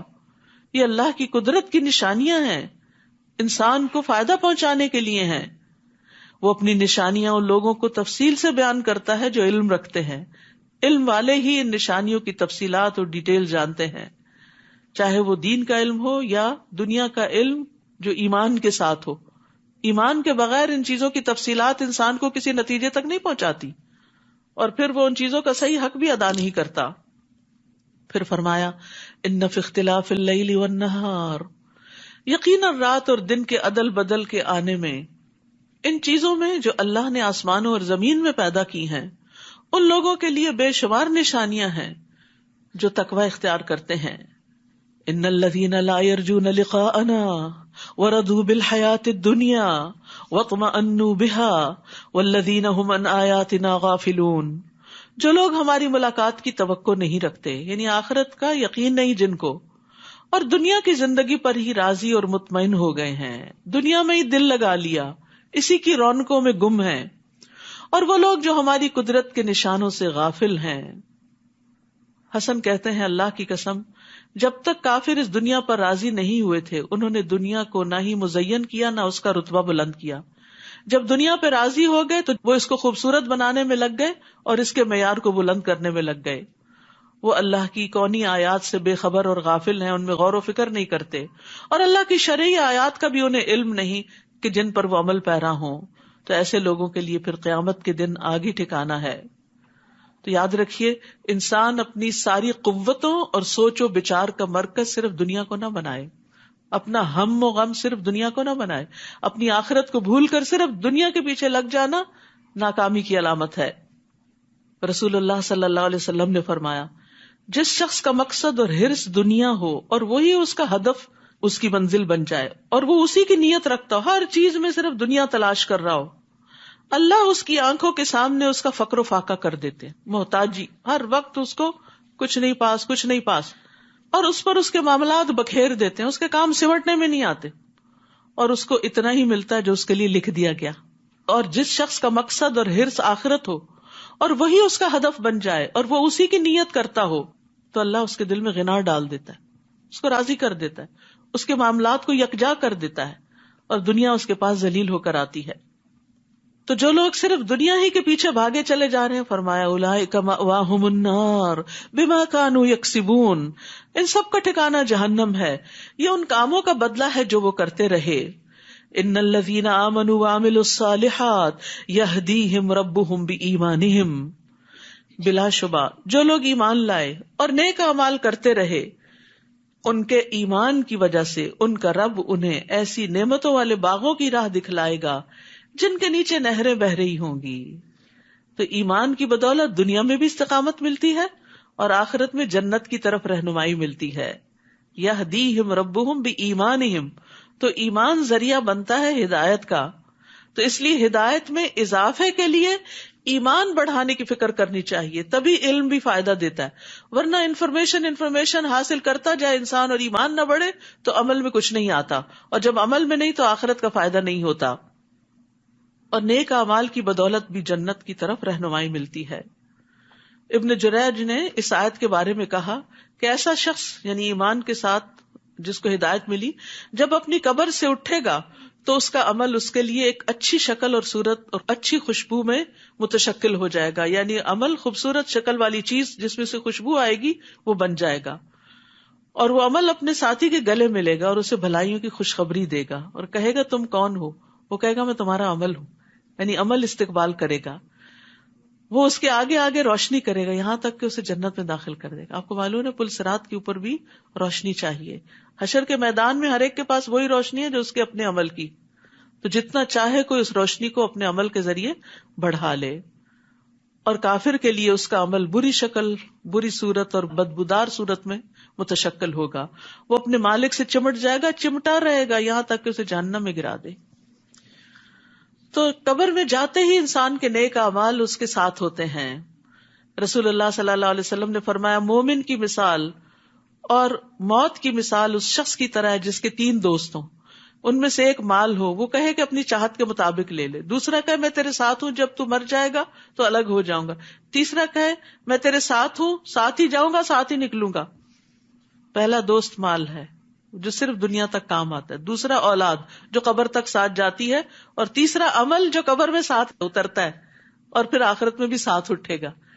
لیکن ہم مال اور اولاد کو زیادہ امپورٹنس دیتے ہیں اور عمل کی طرف سے کوتاہی کر جاتے ہیں. نیک اعمال روشن چہرے کی صورت میں قبر کی تنہائی دور کریں گے. روایت میں آتا ہے اس کے پاس ایک ایسا آدمی آتا ہے یعنی نیک اعمال کی شکل میں جس کا چہرہ انتہائی خوبصورت، کپڑے انتہائی خوبصورت اور اس سے بڑی اچھی خوشبو آتی ہے. وہ کہتا ہے تو خوشخبری پا اس چیز کی جو تجھے خوش کر دے، یعنی اللہ کی رضا کی، جنت کی. یہ تیرا وہ دن ہے جس کا تجھ سے وعدہ کیا جاتا تھا. تو وہ فوت شدہ آدمی اس سے کہتا ہے بشرک اللہ بخیر، اللہ تجھے بھی خیر کی بشارت دے. تو کون ہے؟ تیرا چہرہ کیا ہی مبارک ہے جو خیر لایا ہے. وہ کہتا ہے میں تیرا نیک عمل ہوں. اللہ کی قسم جو کچھ میں جانتا ہوں وہ یہ کہ تو اللہ کی اطاعت میں بڑی جلدی کرتا تھا اور اللہ کی نافرمانی میں سست تھا. فجزاک اللہ خیرا. یاد رکھیے نیک عمل آج ہمیں بھاری لگتے ہیں قرآن کی مجلس میں حاضر ہونا، سیکھنا، نیکی کے کام، پھر اس میں سے جو عمل کے نقطے آئے ان پر عمل کرنا، یہ نفس میں بھاری ہوتے ہیں، مصروفیات میں ڈیزالو ہو جاتے ہیں، پھر یاد نہیں رہتا، لیکن یہی تو کام آنے والا ہے، اس کی فکر کرنے کی ضرورت ہے. ہم بس دنیا میں مشغول، نمازوں میں جھٹ سے 4 سجدے کر کے آگے، جیسے بوجھ اتارا، حالانکہ اس نے ساتھ جانا ہے، یہ کام یہی دھرے کے دھرے رہ جائیں گے. دعواہم فیہا سبحانک اللہم وتحیتہم فیہا سلام وآخر دعواہم ان الحمد للہ رب العالمین. وہاں ان کی پکار یہ ہوگی، اے اللہ تو پاک ہے، اور ان کی آپس میں دعا ہوگی تم پر سلامتی ہو، اور ان کا خاتمہ کلام یہ ہوگا کہ سب کی سب تعریف اللہ کے لیے ہے جو تمام جہانوں کا رب ہے. اور اگر اللہ بھی لوگوں کو برائی پہنچانے میں ایسی ہی جلدی کرتا جیسے وہ بھلائی کو جلد از جلد چاہتے ہیں تو اب تک ان کی مدت پوری ہو چکی ہوتی، مگر اللہ کا یہ دستور نہیں. لہٰذا جو لوگ ہم سے ملنے کی توقع نہیں رکھتے انہیں ہم ان کی سرکشی میں بھٹکنے کے لیے کھلا چھوڑ دیتے ہیں. وَإِذَا مَسَّ الْإِنسَانَ الضُّرُّ دَعَانَا لِجَنبِهِ أَوْ قَاعِدًا أَوْ قَائِمًا. اور جب انسان کو کوئی تکلیف پہنچتی، بیماری ہو، کوئی مالی مسئلہ ہو، اولاد کی طرف سے ہو، تو وہ ہمیں اپنے پہلو پر لیٹے اور بیٹھے اور کھڑے ہر حال میں پکارتا ہے. پھر اللہ خوب یاد آتا ہے. پھر جب ہم اس سے وہ تکلیف دور کر دیتے ہیں تو وہ ایسے گزر جاتا ہے، اللہ کو یوں بھول جاتا ہے جیسے تکلیف کے وقت اس نے ہمیں پکارا ہی نہ تھا.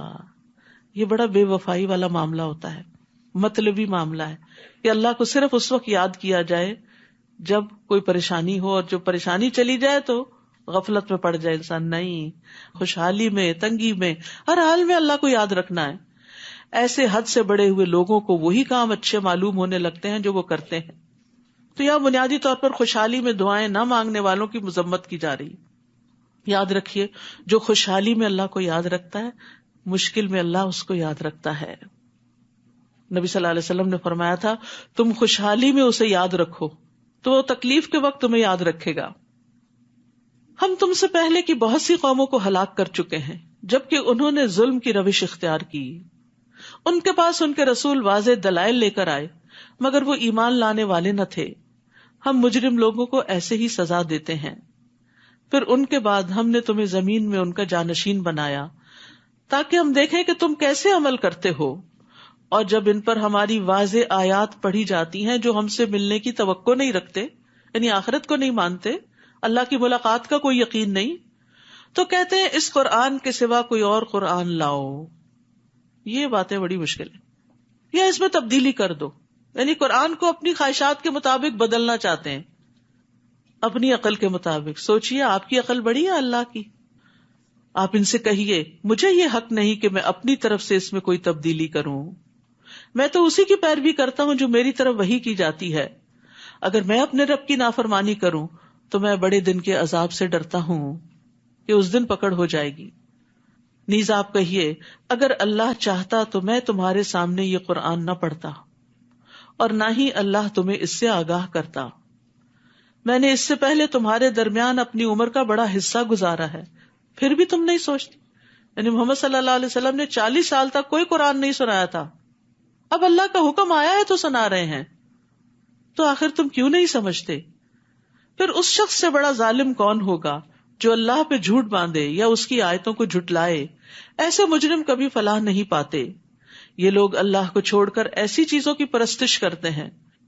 اہل مکہ کی طرف اشارہ ہے جو اس وقت بت پرستی میں مبتلا تھے، جو ان کا نہ کچھ بگاڑ سکے نہ فائدہ پہنچا سکے، جن کے ہاتھ میں کوئی نفع نقصان نہیں، اور کہتے ہیں یہ اللہ کے ہاں ہمارے سفارشی ہوں گے. آپ ان سے کہیے کیا تم اللہ کو ایسی بات کی خبر دیتے ہو جس کا وجود نہ کہیں آسمانوں میں اسے معلوم ہوتا ہے اور نہ زمین میں؟ وہ ایسی باتوں سے پاک اور بالا تر ہے جو شرک یہ کرتے ہیں. ابتدا میں لوگ ایک ہی امت تھے، پھر انہوں نے آپس میں اختلاف کیا، اور اگر تیرے رب کی طرف سے ایک بات پہلے سے طے شدہ نہ ہوتی تو جس بات میں وہ اختلاف کر رہے تھے ان کے درمیان اس کا فیصلہ ہو چکا ہوتا. نیز کہتے ہیں کہ اس پر اس کے رب کی طرف سے کوئی معجزہ کیوں نہیں اتارا گیا. آپ ان سے کہیے غیب کے امور تو اللہ کے اختیار میں ہیں، لہذا تم بھی انتظار کرو اور میں بھی تمہارے ساتھ انتظار کرتا ہوں. وَإِذَا أَذَقْنَا النَّاسَ رَحْمَةً مِّن بَعْدِ ضَرَّاءَ مَسَّتْهُمْ. اور جب کوئی تکلیف پہنچنے کے بعد ہم انہیں اپنی رحمت کا مزہ چکھاتے ہیں، یعنی مشکل وقت دور ہو جاتا ہے، تو پھر یہ ہماری نشانیوں کی مختلف توجیہات پیش کر کے اس پہ چال بازیاں شروع کر دیتے ہیں. آپ ان سے کہیے کہ اللہ بہت جلد تمہاری چال بازیوں کا جواب دے گا. جو چالیں تم چل رہے ہو یقیناً ہمارے رسول یعنی فرشتے انہیں لکھتے جا رہے ہیں.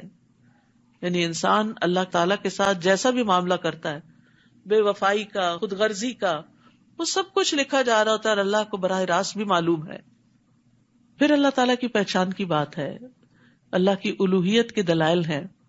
وہی تو ہے جو تمہیں خشکی اور سمندر میں سیر کراتا ہے، حتیٰ کہ جب تم کشتی میں سوار ہوتے ہو تو وہ کشتیاں باد موافق سے انہیں لے کر چلتی ہیں اور وہ اس سے خوش ہوتے ہیں کہ یکدم ان کشتیوں کو آندھی آ لیتی ہے اور ہر طرف سے موجوں کے تھپیڑے لگنے شروع ہو جاتے ہیں اور انہیں یقین ہو جاتا ہے کہ اب گھیرے میں آ گئے، اب نہیں بچتے. تو اس وقت عبادت کو اسی کے لیے خالص کرتے ہوئے اللہ سے دعا مانگتے ہیں. دعا بھی عبادت ہے کہ اگر تو نے ہمیں اس طوفان سے بچا لیا تو ہم شکر گزار بن کر رہیں گے. یعنی مصیبت کے وقت اللہ کی طرف رجوع کرتے ہیں. اور اللہ تعالیٰ مضطر بے قرار انسان کی دعا سنتا ہے، چاہے وہ مسلمان ہو یا نہ ہو. کہنا یہ مقصود ہے کہ جب سارے سہارے ٹوٹ جاتے ہیں، کوئی کام آنے والا نہیں ہوتا، تو پھر سب کو بھول کر صرف اللہ کو پکارتے، اور یہ انسان کی فطرت میں ہے. پھر جب اللہ نے انہیں بچا لیا تو فوراً حق سے منحرف ہو کر زمین میں بغاوت کرنے لگتے ہیں، خشکی پہ اتر کے پھر سے وہی شروع کر دیتے ہیں، وہی شرک، وہی نافرمانی. لوگوں دھیان سے سن لو، تمہاری سرکشی کا وبال تم ہی پر پڑے گا. دنیا کی زندگی کے چند روزہ مزے لوٹ لو، پھر تمہیں ہمارے پاس ہی آنا ہے اور ہم تمہیں بتا دیں گے کہ تم کیا کیا کرتے تھے. یعنی دنیا میں انسان کتنے دن اللہ سے بھاگ سکتا ہے؟ سوچئے، ہم دین کی طرف نہیں آنا چاہتے، نہ آئے، بھاگے اللہ سے، بھاگے بھاگے بھاگے، کہاں پہنچیں گے؟ اللہ ہی کے پاس پہنچیں گے. تو پھر بھاگنے کا کیا فائدہ؟ اطاعت کی طرف آ جائیں. جب جانا اسی کے پاس ہے تو اس کو راضی کر لے. انما مثل الحیات الدنیا کما، دنیا کی زندگی کی مثال تو ایسے ہے جیسے ہم نے آسمان سے پانی برسایا. آج صبح خوب دیکھا ہوگا آپ نے برستی بارش کو، جس سے زمین کی نباتات خوب گھنی ہو گئی، جس سے انسان بھی کھاتے ہیں اور چوپائے بھی، حتیٰ کہ زمین اپنی بہار پر آ گئی اور خوشنما معلوم ہونے لگی، ہر طرف سبزہ ہو گیا، اور کھیتی کے مالکوں کو یقین ہو گیا کہ وہ اس پیداوار سے فائدہ اٹھانے پہ قادر ہیں. تو یکا یک رات کو یا دن کو ہمارا عذاب آ پہنچا تو ہم نے اس کو کٹی ہوئی کھیتی کی طرح بنا دیا، سب برباد ہو گیا. بعض اوقات آپ لگاتے ہیں نا اس سیزن میں پھول، تو ایک دن فراسٹ آ جاتی ہے اور سب کچھ ختم ہو جاتا ہے، جیسے کل وہاں کچھ تھا ہی نہیں. دنیا کی رونقیں تو اس طرح ختم ہو جاتی ہیں. اسی طرح ہم اپنی آیات ان لوگوں کے لیے تفصیل سے بیان کرتے ہیں جو کچھ غور و فکر کرتے ہیں. یاد رکھیے قیامت کے دن دنیا یوں لگے گی جیسے کوئی چیز ہی نہ تھی، انتہائی حقیر. گھر میں، اپنے آپ میں، اولاد میں جن جن چیزوں سے بڑا خوش ہوتے ہیں، امپریس ہوتے ہیں، انسپائر ہوتے ہیں، ان سب چیزوں کے بارے میں سوچئے. آج جائیے اور ضرور دیکھیے. ہوتا ہے نا کہ کوئی پرفیوم آپ کو بڑا پسند ہے، کوئی جیولری آپ کو اپنی بڑی اچھی لگتی ہے، کوئی اپنا ڈریس آپ کو بڑا پسند ہوتا ہے، تو آپ اس کو نہ کسی کو دیتے ہیں، سنبھال کے رکھتے ہیں، تھوڑا تھوڑا یوز کرتے ہیں، ختم نہ ہو جائے. کتنی چیزیں ہوتی ہیں جن کے ساتھ ہماری ایموشنل میموریز منسلک ہوتی ہیں. یہ فلاں موقع کی یادگار ہے، یہ فلاں وقت کی چیز ہے، نانی دادی پڑنانی کے وقت سے چیزیں لے کے چل رہے ہوتے ہیں. کبھی سوچیں وہ بھی چھوڑ گئے، ہم نے بھی چھوڑ جانا ہے. اس وقت کو ان چیزوں کی سیوا میں نہ استعمال کریں. آگے کی سوچیں وہاں کیا کام آئے گا، وہاں کیا فائدہ دے گا، وہاں کے لیے جمع کریں ان کو. دنیا میں سب سے زیادہ خوشحال شخص جب اس سے پوچھا جائے گا کہ آدم کے بیٹے کبھی تو نے کوئی بھلائی دیکھی، کیا تمہیں کبھی کوئی نعمت چھو کر گزری، کہے گا میرے رب کی قسم میں نے کبھی بھی نہیں کچھ دیکھا.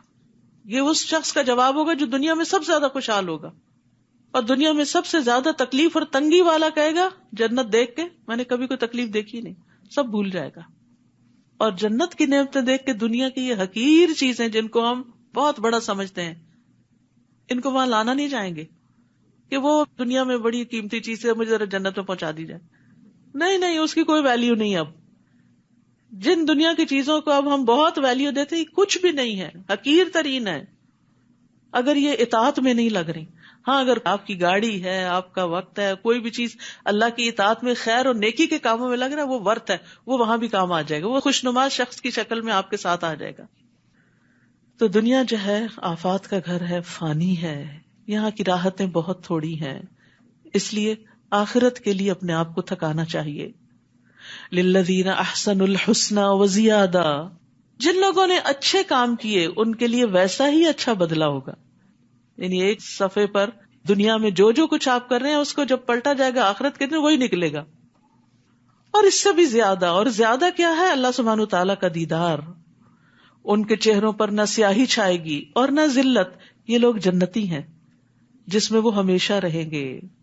جب اہل جنت جنت میں چلے جائیں گے تو اللہ تبارک و تعالیٰ ان سے فرمائیں گے کیا تم مزید کچھ چاہتے ہو؟ وہ عرض کریں گے کیا تو نے ہمارے چہروں کو روشن نہیں کر دیا؟ کیا تو نے ہمیں جنت میں داخل نہیں کر دیا؟ کیا تو نے ہمیں آگ سے نجات نہیں دے دی؟ تو اللہ تعالیٰ ان کے درمیان سے اپنا حجاب ہٹا دے گا. جنتی اللہ تعالیٰ کا دیدار کریں گے تو جو کچھ انہیں ملا ہوگا ان میں سے سب سے زیادہ محبوب ترین چیز ان کے لیے رب کا دیدار ہوگا، جس کے بعد انہیں باقی چیزیں بہت چھوٹی لگیں گی. تو جو اللہ کی رضا اور اس کے دیدار اور اس کے چہرے کے لیے نیک عمل کرتے ہیں وہی اس کو پا سکیں گے.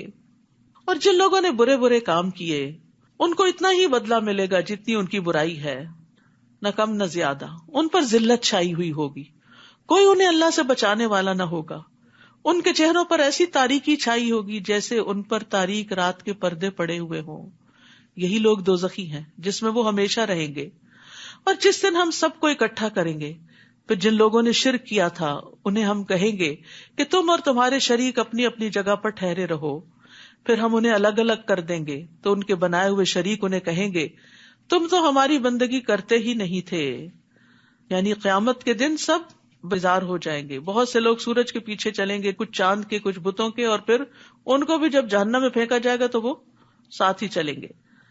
ہمارے اور تمہارے درمیان اللہ کی گواہی کافی ہے، اور اگر تم کرتے بھی تھے تو ہم تمہاری عبادت سے بالکل بے خبر تھے. معبود وہاں جا کے انکاری ہو جائیں گے. اس وقت ہر شخص اپنے اعمال کو جو اس نے آگے بھیجے ہوں گے جانچ لے گا، اور وہ سب اللہ کی طرف لوٹائے جائیں گے جو ان کا حقیقی مالک ہے. اور جو کچھ افطرا پردازیاں وہ کرتے رہے سب انہیں بھول جائیں گے. قل من یرزقکم من السماء والارض، آپ ان سے پوچھیے آسمان اور زمین سے تمہیں رزق کون دیتا ہے. سوچے انسان، پانی ہو، چارہ ہو، کھانا ہو، کہاں سے آتا ہے؟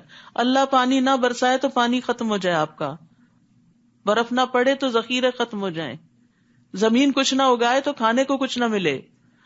یا وہ کون ہے جو سماعت اور بینائی کی قوتوں کا مالک ہے؟ کون ہے جو مردہ سے زندہ کو اور زندہ سے مردہ کو نکالتا ہے؟ کون ہے جو کائنات کا نظام چلا رہا ہے؟ وہ فوراً بول اٹھیں گے کہ اللہ. پھر ان سے کہیے کہ تم اس سے ڈرتے کیوں نہیں؟ جب سب کچھ کر وہ رہا ہے، خالق وہ ہے، رازق وہ ہے، مالک وہ ہے، تو اس کی عبادت کیوں نہیں کرتے؟ اس کے آگے کیوں نہیں جھکتے؟ اس سے ڈرتے کیوں نہیں؟ یہ ہے اللہ تمہارا حقیقی رب. پھر حق کے بعد سوائے گمراہی کے کیا باقی رہ جاتا ہے؟ پھر تم کدھر سے پھرائے جا رہے ہو؟ اس طرح آپ کے رب کی بات ان بد کرداروں پر صادق آ گئی کہ وہ کبھی ایمان نہ لائیں گے. آپ ان سے پوچھئے تمہارے شریکوں میں کوئی ایسا بھی ہے جو تخلیق کی ابتدا بھی کرتا ہو پھر اسے دوبارہ بھی پیدا کر سکے؟ آپ کہیے اللہ ہی خلقت کی ابتدا بھی کرتا ہے پھر دوبارہ بھی وہی پیدا کرے گا. پھر تم یہ کس الٹی راہ پہ چلائے جا رہے ہو؟ آپ ان سے پوچھئے تمہارے شریکوں میں کوئی ایسا بھی ہے جو حق کی طرف رہنمائی کر سکے؟ آپ کہیے اللہ ہی حق کی طرف رہنمائی کرتا ہے. بھلا وہ جو حق کی طرف رہنمائی کرے وہ اتباع کا زیادہ حقدار ہے یا وہ جو خود بھی راہ نہیں پا سکتا الا یہ کہ اسے راہ بتائی جائے؟ پھر تمہیں کیا ہو گیا ہے؟ یہ تم کیسے فیصلے کرتے ہو؟ حقیقت یہ ہے کہ ان میں سے اکثر لوگ قیاس اور گمان کے پیچھے چل رہے ہیں، ان کے پاس دلیل کوئی نہیں، حالانکہ گمان حق کے مقابلے میں کسی کام نہیں آتا. بلا شبہ اللہ خوب جانتا ہے جو کچھ یہ کر رہے ہیں. یعنی دنیا میں جو لوگ بھی اللہ کا حق کا انکار کرتے ہیں وہ صرف وہم و گمان کا شکار ہیں، ان کے اپنے کچھ خود ساختہ خیالات ہیں، کوئی ٹھوس دلیل نہیں ہے ان کے پاس. پھر فرمایا قرآن ایسی چیز نہیں جسے اللہ کے سوا کوئی اور بنا سکے، بلکہ یہ تو اپنے سے پہلی کتابوں کی تصدیق کرتی ہے اور الکتاب کی تفصیل ہے، اس میں کوئی شک نہیں کہ رب العالمین کی طرف سے نازل شدہ ہے. یعنی توحید کے دلائل کے بعد قرآن کی تصدیق کی بات کی جا رہی ہے، تاکہ اگر ایمان لے آئے انسان تو ہدایت کا سامان بھی ہو، ورنہ اللہ کو رب مان لینا کافی نہیں، اس کو جاننا بھی ضروری ہے کہ وہ رب ہے اور اس کی اطاعت ہے۔ کیا وہ یہ کہتے ہیں کہ اس نے قرآن خود بنا ڈالا؟ آپ ان سے کہیے اگر تم اس بات میں سچے ہو تو تم بھی ایسی ہی کوئی صورت بنا لاؤ، اور اللہ کے سوا جس کو تم مدد کے لیے بلا سکو بلا لو۔ بلکہ انہوں نے اس چیز کو جھٹلا دیا جس کا وہ اپنے علم سے احاطہ نہ کر سکے، حالانکہ ابھی تک اس کا انجام سامنے ہی نہیں آیا۔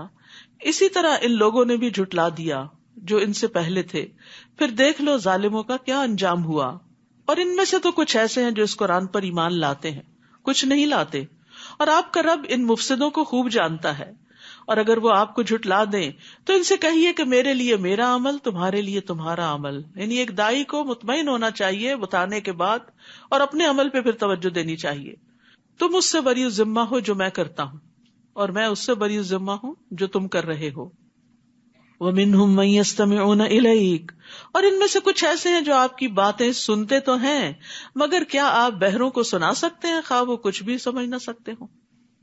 یعنی کان ہے، دل مردہ ہے، اندر کچھ نہیں جاتا۔ تو یاد رکھیے صرف سنتے جانا اور عمل کچھ نہ کرنا انسان کے لیے ہلاکت کا باعث ہے۔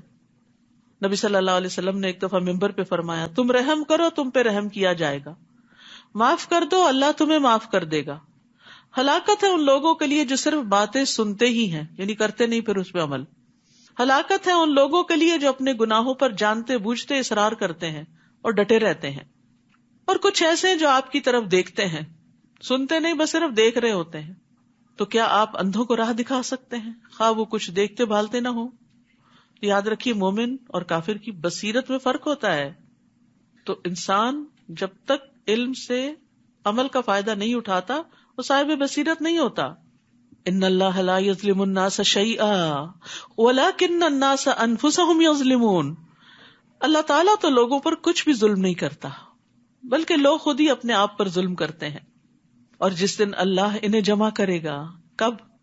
قیامت کے دن، تو وہ یوں محسوس کریں گے جیسے دنیا میں دن کی صرف ایک گھڑی رہ کے آئے ہیں۔ اللہ اکبر، یہ لمبی لمبی زندگیاں 60-70 سال کی وہاں کیا محسوس ہوں گی؟ ایک گھڑی، ایک سٹنگ۔ وہ ایک دوسرے کو پہچانتے ہوں گے، وہاں بھی پہچان لیں گے، اچھا وہ فلاں ہے، یہ فلاں ہے، اور ہر کوئی اپنے حال میں ہوگا اپنے اعمال کے مطابق، کچھ خوشحال ہوں گے کچھ بدحال۔ جن لوگوں نے ہماری ملاقات کو ہی جھٹلا دیا یقیناً وہی خسارے میں رہے اور راہ راست پر نہ آئے۔ تو انسان کی خوبی اور بھلائی خیر کس میں ہے کہ وہ اللہ کے بعد، قرآن کے بعد آخرت پر بھی ایمان رکھتا ہو۔ جس عذاب کا ہم ان سے وعدہ کرتے ہیں اس کا کچھ حصہ خواہ آپ کے جیتے جی آپ کو دکھلا دیں یا اس سے پہلے ہی آپ کو اٹھا لیں، انہیں بہرحال ہمارے پاس ہی لوٹ کر آنا ہے، اور جو کچھ وہ کر رہے ہیں اللہ اس پر گواہ ہے۔ ہر امت کے لیے ایک رسول ہے، پھر جب ان کے پاس رسول آتا ہے تو پورے انصاف کے ساتھ ان کا فیصلہ چکا دیا جاتا ہے اور ان پر ظلم نہیں کیا جاتا۔ نیز وہ یہ پوچھتے ہیں کہ اگر تم سچے ہو تو جو دھمکی تم ہمیں دے رہے ہو وہ کب پوری ہوگی، یعنی قیامت آنے کی۔ آپ ان سے کہہ دیجئے مجھے تو اپنے بھی نفع و نقصان کا کچھ اختیار نہیں مگر جو اللہ کی مشیت ہو۔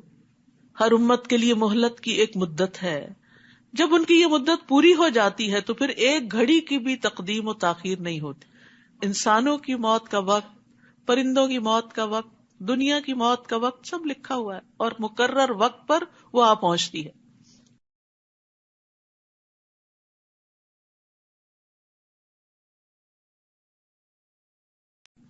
آپ ان سے پوچھئے ذرا سوچو تو اگر تم پر اللہ کا عذاب رات کو یا دن کو آ جائے تو پھر مجرم لوگ آخر کس چیز کی جلدی مچا رہے ہیں؟ کیا وہ عذاب جب واقع ہو جائے گا تو اس وقت تم ایمان لاؤ گے؟ اب تمہیں یقین آیا جبکہ اسی کے لیے تو تم جلدی مچا رہے تھے۔ یعنی موت کے وقت انسان کے سامنے حقیقت کھل جاتی، یا کسی آفت کے ساتھ انسان گر جائے تو اس کو پتا چل جاتا کہ قوت اللہ ہی کی ہے، سچائی وہی ہے جو قرآن و سنت میں ہمیں بتا دی گئی تھی۔ پھر ظالموں سے کہا جائے گا کہ ابدی عذاب کا مزہ چکھو، یہ تمہیں انہی کاموں کا بدلہ دیا جاتا ہے جو تم کرتے رہے۔ نیز وہ آپ سے پوچھتے ہیں آیا یہ واقعی سچ ہے؟ یعنی شک ہے انہیں قیامت کے آنے میں۔ آپ ان سے کہیے میرے رب کی قسم یہ بالکل سچ ہے اور تم اسے روک نہیں سکتے۔ جس کسی نے بھی ظلم کیا ہوگا، اگر اس کے پاس روئے زمین کی دولت بھی ہو تو اس عذاب سے بچنے کے لیے دینے پہ آمادہ ہو جائے گا، اور جب وہ عذاب دیکھیں گے تو اپنی ندامت کو چھپائیں گے. ان کا فیصلہ پورے انصاف سے کیا جائے گا اور ان پر کچھ ظلم نہ ہوگا. سن لو جو کچھ آسمانوں اور زمین میں ہے سب اللہ ہی کا ہے. سن لو اللہ کا وعدہ سچا ہے مگر اکثر لوگ جانتے نہیں. هو یحیی و یمیت والیہ ترجعون، وہی زندہ کرتا ہے اور موت دیتا ہے اور اسی کی طرف تم لوٹ کر جاؤ گے. یا ایھا الناس، اے لوگو، قد جاءتکم موعظۃ من ربکم وشفاء لما فی الصدور وہدی ورحمۃ للمؤمنین. لوگو، تمہارے پاس تمہارے رب کی طرف سے نصیحت آ چکی ہے، یعنی یہ قرآن پہنچ چکا ہے. یہ دلوں کے امراض کی شفا ہے، دلوں کی بے چینیوں کا علاج ہے. اللہ کا وعدہ سچا ہے اور مومنوں کے لیے ہدایت اور رحمت ہے. قرآن سینے کی بیماریوں کی شفا، یعنی دلوں سے گھٹن اور تنگی اور وسوسے اور برے خیالات اور فاسد ارادے اور بری نیتیں جو شیطان انسان کے دل میں ڈالتا ہے ان سب کو نکال دیتا ہے اور انسان کو اندر سے صاف ستھرا کر دیتا ہے. اسی طرح قرآن مجید عام بیماریوں کے لیے بھی شفا ہے، خاص طور پر سورۃ الفاتحہ. ابن قیم کہتے ہیں دلوں اور جسموں کی بیماریوں میں سے کوئی بیماری ایسی نہیں جس کا علاج اور اس کے سبب کی طرف رہنمائی کا ذریعہ قرآن میں موجود نہ ہو. تو اس نعمت اور اس رحمت اور ہدایت کے آنے پر ہمارا طرز عمل کیا ہونا چاہیے؟ قل بفضل اللہ وبرحمتہ فبذلک فلیفرحوا ھو خیر مما یجمعون. آپ لوگوں سے کہیے یہ کتاب اللہ کے فضل اور اس کی مہربانی سے نازل کی گئی ہے، لہٰذا انہیں اس پر خوش ہونا چاہیے. اس کو پا کر، اس کو پڑھ کے، اس کو سن کے، اس کو سمجھ کے، اس پہ عمل کر کے، اس کے ذریعے اپنا علاج کر کے، یہ ان تمام چیزوں سے بہتر ہے جو وہ جمع کر رہے ہیں. یعنی قرآن کو چھوڑ کر لوگ جن اور چیزوں میں مصروف ہیں اور ان کو پریفرنس دیتے ہیں، یہ قرآن اس سے زیادہ بہتر ہے. آپ ان سے کہیے کیا تم نے سوچا کہ اللہ نے تمہارے لیے جو رزق اتارا تھا اس میں سے تم نے خود ہی کسی کو حرام قرار دے لیا اور کسی کو حلال، تو کیا اللہ نے تمہیں اس کی اجازت دی تھی یا تم اللہ پر افتراء کرتے ہو؟ اور جو لوگ اللہ پر جھوٹ باندھتے ہیں ان کا قیامت کے دن کے متعلق کیا خیال ہے؟ اللہ تو سب لوگوں پر مہربان ہے لیکن اکثر لوگ شکر ادا نہیں کرتے. اے نبی، تم جس حال میں بھی ہوتے ہو اور قرآن میں سے جو کچھ بھی سناتے ہو، اور اے لوگو جو کام بھی تم کر رہے ہوتے ہو، ہم ہر وقت تمہارے پاس ہوتے ہیں جب تم اس میں مشغول ہوتے ہو. زمین اور آسمان میں کوئی ذرہ برابر بھی ایسی چیز نہیں جو آپ کے رب سے چھپی رہ سکے، یعنی رب کے علم نے ہر چیز کو گھیرا ہوا ہے. اور ذرے سے بھی چھوٹی، یعنی قرآن کیا بتاتا ہے، ذرے سے بھی چھوٹی چیز ہے، ذرہ بھی ٹوٹ سکتا ہے اور بہت بڑی طاقت بن جاتا ہے، ایٹم بم بن جاتا ہے. تو ذرے سے بھی چھوٹی یا اس سے بڑی کوئی بھی چیز ایسی نہیں جو واضح کتاب یعنی لوح محفوظ میں درج نہ ہو. ہر چیز ریکارڈیڈ ہے، سبحان اللہ. اس لیے کوئی علم گمنے والا نہیں، یعنی اللہ کا علم لکھا ہوا بھی ہے. الا ان اولیاء اللہ لا خوف علیہم ولا هم یحزنون. سن لو جو اللہ کے دوست ہیں انہیں نہ کچھ خوف ہوگا نہ وہ غمگین ہوں گے. تو مومن پہ دنیاوی غم تو ہوتے ہیں، جیسے نبی صلی اللہ علیہ وسلم بیٹے کی وفات پر غمزدہ ہوئے تھے، لیکن مومن کا غم مستقل طور پہ برقرار نہیں رہتا. وقتی طور پر اس کو غم آتا ہے، پھر قرآن اس کے لیے شفا بن جاتا ہے، اللہ کی ہدایت، اور وہ اس غم سے باہر نکل آتا ہے. یعنی دائمی غم لاحق نہیں ہوتا. اسی طرح ذلت کا غم، دشمن کے غلبے کا غم، دین کے اقتدار کے ختم ہونے کا غم، یہ غم ہوتے ہیں لیکن پھر اللہ تعالیٰ تسلی بھی دیتا ہے. نبی صلی اللہ علیہ وسلم نے فرمایا اللہ کے بندوں میں سے کچھ لوگ ایسے بھی ہوں گے جو نہ نبی ہوں گے نہ شہید، مگر قیامت کے دن اللہ کے ہاں ان کے بلند مراتب و منازل کی وجہ سے انبیاء اور شہداء ان پر رشک کریں گے. یہ کتنے خوش قسمت لوگ ہیں. صحابہ نے عرض کیا اللہ کے رسول ہمیں بتائیں وہ کون لوگ ہوں گے، کیونکہ ان کو نیکیوں کی ہرس تھی. آپ نے فرمایا یہ وہ لوگ ہوں گے جو آپس میں اللہ کی کتاب یا اللہ سے محبت کی بنا پہ محبت کرتے تھے. ان کی آپس کی محبت اللہ کی کتاب کی وجہ سے تھی، یعنی ان کے درمیان کامن چیز قرآن تھا، حالانکہ ان کا آپس میں نہ کوئی رشتہ تھا، نہ مالی لین دین تھا، کوئی بزنس ڈیلنگز نہیں تھی. بس اللہ کی قسم ان کے چہرے پر نور ہوں گے. وہ لوگ پر نور ہوں گے. جب لوگ خوف زدہ ہو رہے ہوں گے تو انہیں کوئی خوف نہیں ہوگا. جب لوگ غمگین اور پریشان ہو رہے ہوں گے تو انہیں کوئی غم اور پریشانی نہ ہوگی. پھر آپ نے اسی آیت کریمہ کی تلاوت کی، الا ان اولیاء اللہ لا خوف علیہم ولا هم یحزنون. تو سوچئے قرآن کس طرح انسان کو ہدایت بخشتا ہے، روشنی بخشتا ہے، دنیا اور آخرت کے غموں سے چھٹکارا عطا کرتا ہے. الذین آمنوا وکانوا یتقون، جو ایمان لائے اور اللہ کا تقوی اختیار کرتے ہیں. لہم البشری فی الحیاۃ الدنیا وفی الآخرہ، ان کے لیے دنیا میں بھی خوشخبری ہے اور آخرت میں بھی. اللہ کی باتوں میں کوئی تبدیلی نہیں ہوتی، یہ سچے وعدے ہیں. آزما کے تو دیکھیں، یہی بہت بڑی کامیابی ہے. ابو ذر کہتے ہیں میں نے نبی صلی اللہ علیہ وسلم سے عرض کیا، ایک آدمی خالص اللہ کے لیے کوئی کام کرتا ہے لیکن لوگ اس سے اس کے کام کی وجہ سے محبت کرنے لگتے ہیں. یعنی کوئی نیکی کا کام وہ کر رہا ہوتا ہے، لوگوں کے دلوں میں اس کی محبت آ جاتی ہے. آپ نے فرمایا یہ مومن کو جلد ملنے والی خوشخبری ہے. یعنی دنیا میں اس کو دکھا دیا جاتا ہے کہ تمہارے کام کی کیا قبولیت ہے. اے نبی، کافروں کی باتوں پر آپ غمزدہ نہ ہوں. عزت تو تمام تر اللہ ہی کے لیے ہے. دنیا میں اگر کوئی آپ پہ جھوٹے الزام لگائے، آپ کی غلطیاں پکڑ پکڑ کے اچھالے، تو ان باتوں پہ غم نہ کریں، کیونکہ عزت اللہ کے پاس ہے اور اللہ ہی کی ہے.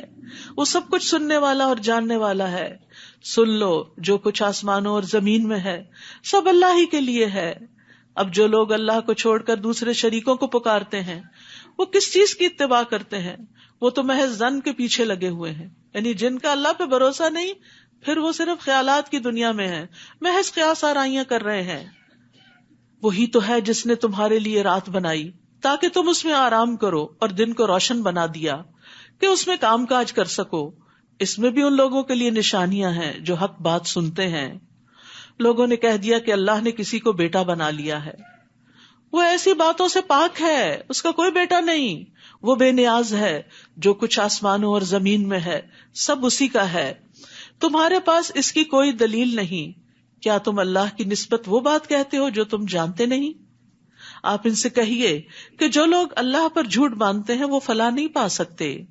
تو اللہ کے بارے میں غلط بات مت کہیے، اپنے پاس سے باتیں بنا کے مت اللہ پہ چشمہ کیجیے.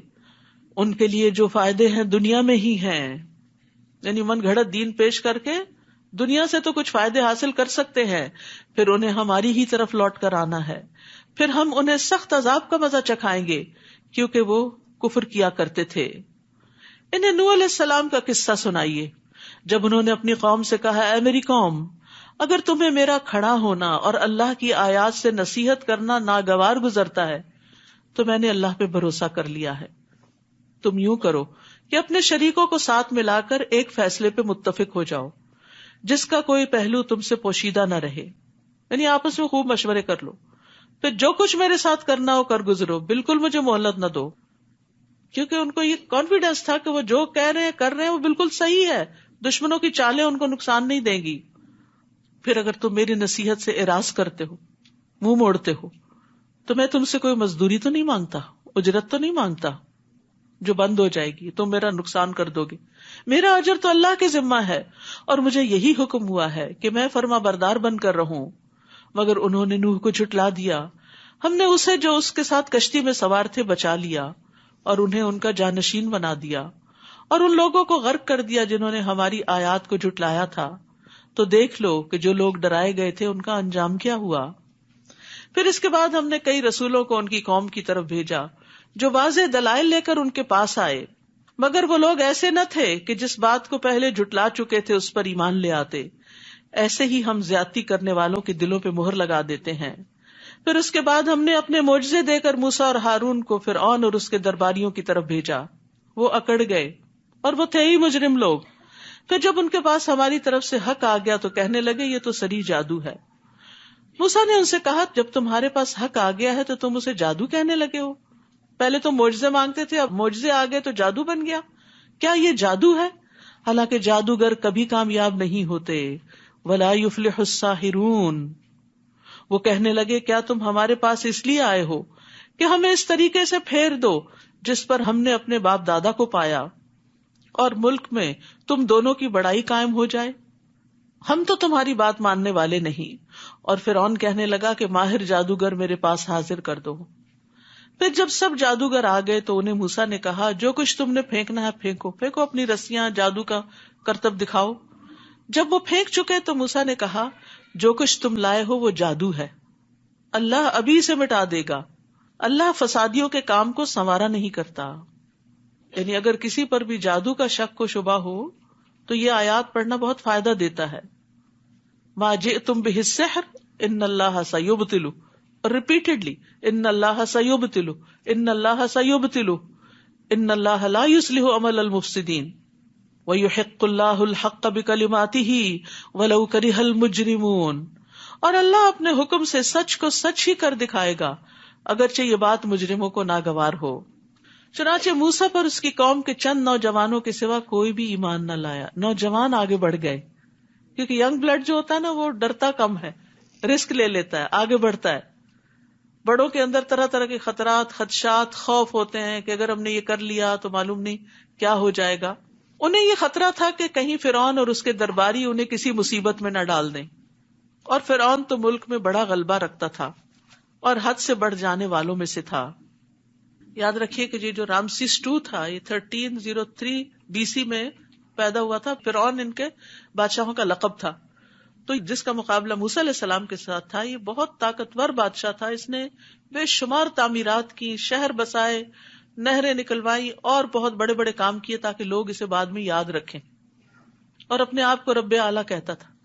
اور اتنی اس کی ہیبت اور خوف تھا لوگوں پر، یعنی اس کی اپنی قوم پر بھی اور بنی اسرائیل پر بھی، کہ انہیں ڈر لگتا تھا کہ موسیٰ علیہ السلام کے پیچھے چلیں یا ان کی کوئی بات مانیں۔ تو اسی کی طرف یہاں اشارہ ہے۔ فرعون تو ملک میں بڑا غلبہ رکھتا تھا، یعنی قرآن بھی یہ بتاتا ہے، اور وہ حد سے بڑھ جانے والوں میں سے تھا، یعنی لوگوں کو سخت سزائیں دیتا تھا جو اس کی بات نہیں مانتے تھے۔ کتنی بڑی آزمائش تھی۔ ہمارے لیے لا الہ الا اللہ پڑھنے میں کوئی مشکل نہیں، تو ظاہر ہے اس وقت جس نے ایمان کا دعویٰ کیا پھر اس کا اجر اور مرتبہ بھی کتنا بڑا ہوگا۔ اور موسیٰ نے اپنی قوم سے کہا اگر تم اللہ پر ایمان لائے ہو اور واقعی اس کے فرما بردار ہو تو اسی پر بھروسہ کرو۔ یعنی سارے خوف اور مشکل سے نکلنے کا راستہ کیا؟ توکل۔ وہ کہنے لگے ہم نے اللہ ہی پر بھروسہ کیا۔ فقالوا علی اللہ توکلنا ربنا لا تجعلنا فتنة للقوم الظالمین، اے ہمارے رب ہمیں ان ظالموں کا تختہ مشق نہ بنا، یعنی ان ظالموں کے ہتھے نہ چڑھے ہم۔ تو یہاں توکل کو دعا پر مقدم کیا گیا ہے، ٹھیک ہے، یعنی دعا مانگنے والے پر حق ہے کہ وہ اپنی دعا کی بنیاد اللہ کے توکل پہ رکھے، اللہ پہ بھروسہ کر کے اس سے مانگے کہ وہ ضرور میرا مسئلہ حل کر دے گا۔ اس طرح دعا کی قبولیت کی زیادہ امید کی جا سکتی ہے، اور دعا مانگنے والا یہ خیال نہ کرے کہ توکل دعا مانگنے کے برخلاف ہے، کیونکہ دعا مانگنا مقصد کو پانے کے اسباب میں سے ہے، توکل بھروسہ ہے اور دعا سبب ہے۔ وَنَجِّنَا بِرَحْمَتِكَ مِنَ الْقَوْمِ الْكَافِرِينَ، اور اپنی رحمت سے ہمیں کافر لوگوں سے بچا لے۔ ہم نے موسیٰ اور اس کے بھائی کی طرف وحی کی کہ اپنی قوم کے لیے مصر میں گھر منتخب کرو اور ان گھروں کو قبلہ بنا کر نماز قائم کرو اور اہل ایمان کو خوشخبری دے دو۔ یہاں بہت بڑی نصیحت اور سبق ہے ان لوگوں کے لیے جو آپریشن میں رہتے ہیں، جن کو اپریس کیا جاتا ہے، جن کے ہاں مذہبی آزادی نہیں ہوتی، مسجدوں میں نہیں جا سکتے، اکٹھے بیٹھ نہیں سکتے، کہیں دین کی بات نہیں کر سکتے۔ یہاں آپ بہت خوش قسمت ہیں کہ آپ کو اپنے دین پر چلنے کی پوری آزادی اور سپورٹ حاصل ہے۔ تو یہ اللہ کا بہت بڑا انعام ہے کہ انسان کو اپنے دین کے اوپر پریکٹس کی سہولت نصیب ہو، لیکن ہر جگہ ایسا نہیں ہوتا، یہ آزادی ہر جگہ نہیں ہوتی۔ کچھ جگہ پر اللہ کو ماننے والے بڑے پسے ہوئے بھی ہوتے ہیں، تو ان کو پھر بہت بڑے بڑے اجتماعات اور بڑی بڑی جگہوں پہ اکٹھا ہونے کے بجائے کیا کرنا چاہیے کہ جہاں موجود ہیں وہیں پر ہی اللہ کا نام لیں۔ یعنی حالات تو ایک جیسے نہیں رہتے، کبھی آپ بڑا کام کر لیتے ہیں اور کبھی آپ نہیں کر سکتے، تو جہاں جیسے بھی حالات ہو اس کے مطابق اسٹریٹجی بنائیں۔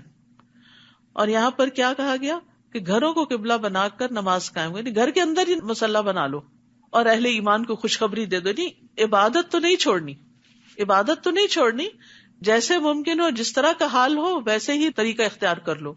اور موسیٰ علیہ السلام نے اللہ سے دعا کی، اے رب تو نے اس دنیا کی زندگی میں فرعون اور اس کے درباریوں کو ٹھاٹ باٹ اور اموال دے رکھے ہیں کہ وہ لوگوں کو تیری راہ سے گمراہ کرتے رہیں، یعنی وہ دنیاوی اسباب کے زیادہ ہونے کی وجہ سے لوگوں کو پریس کرتے ہیں.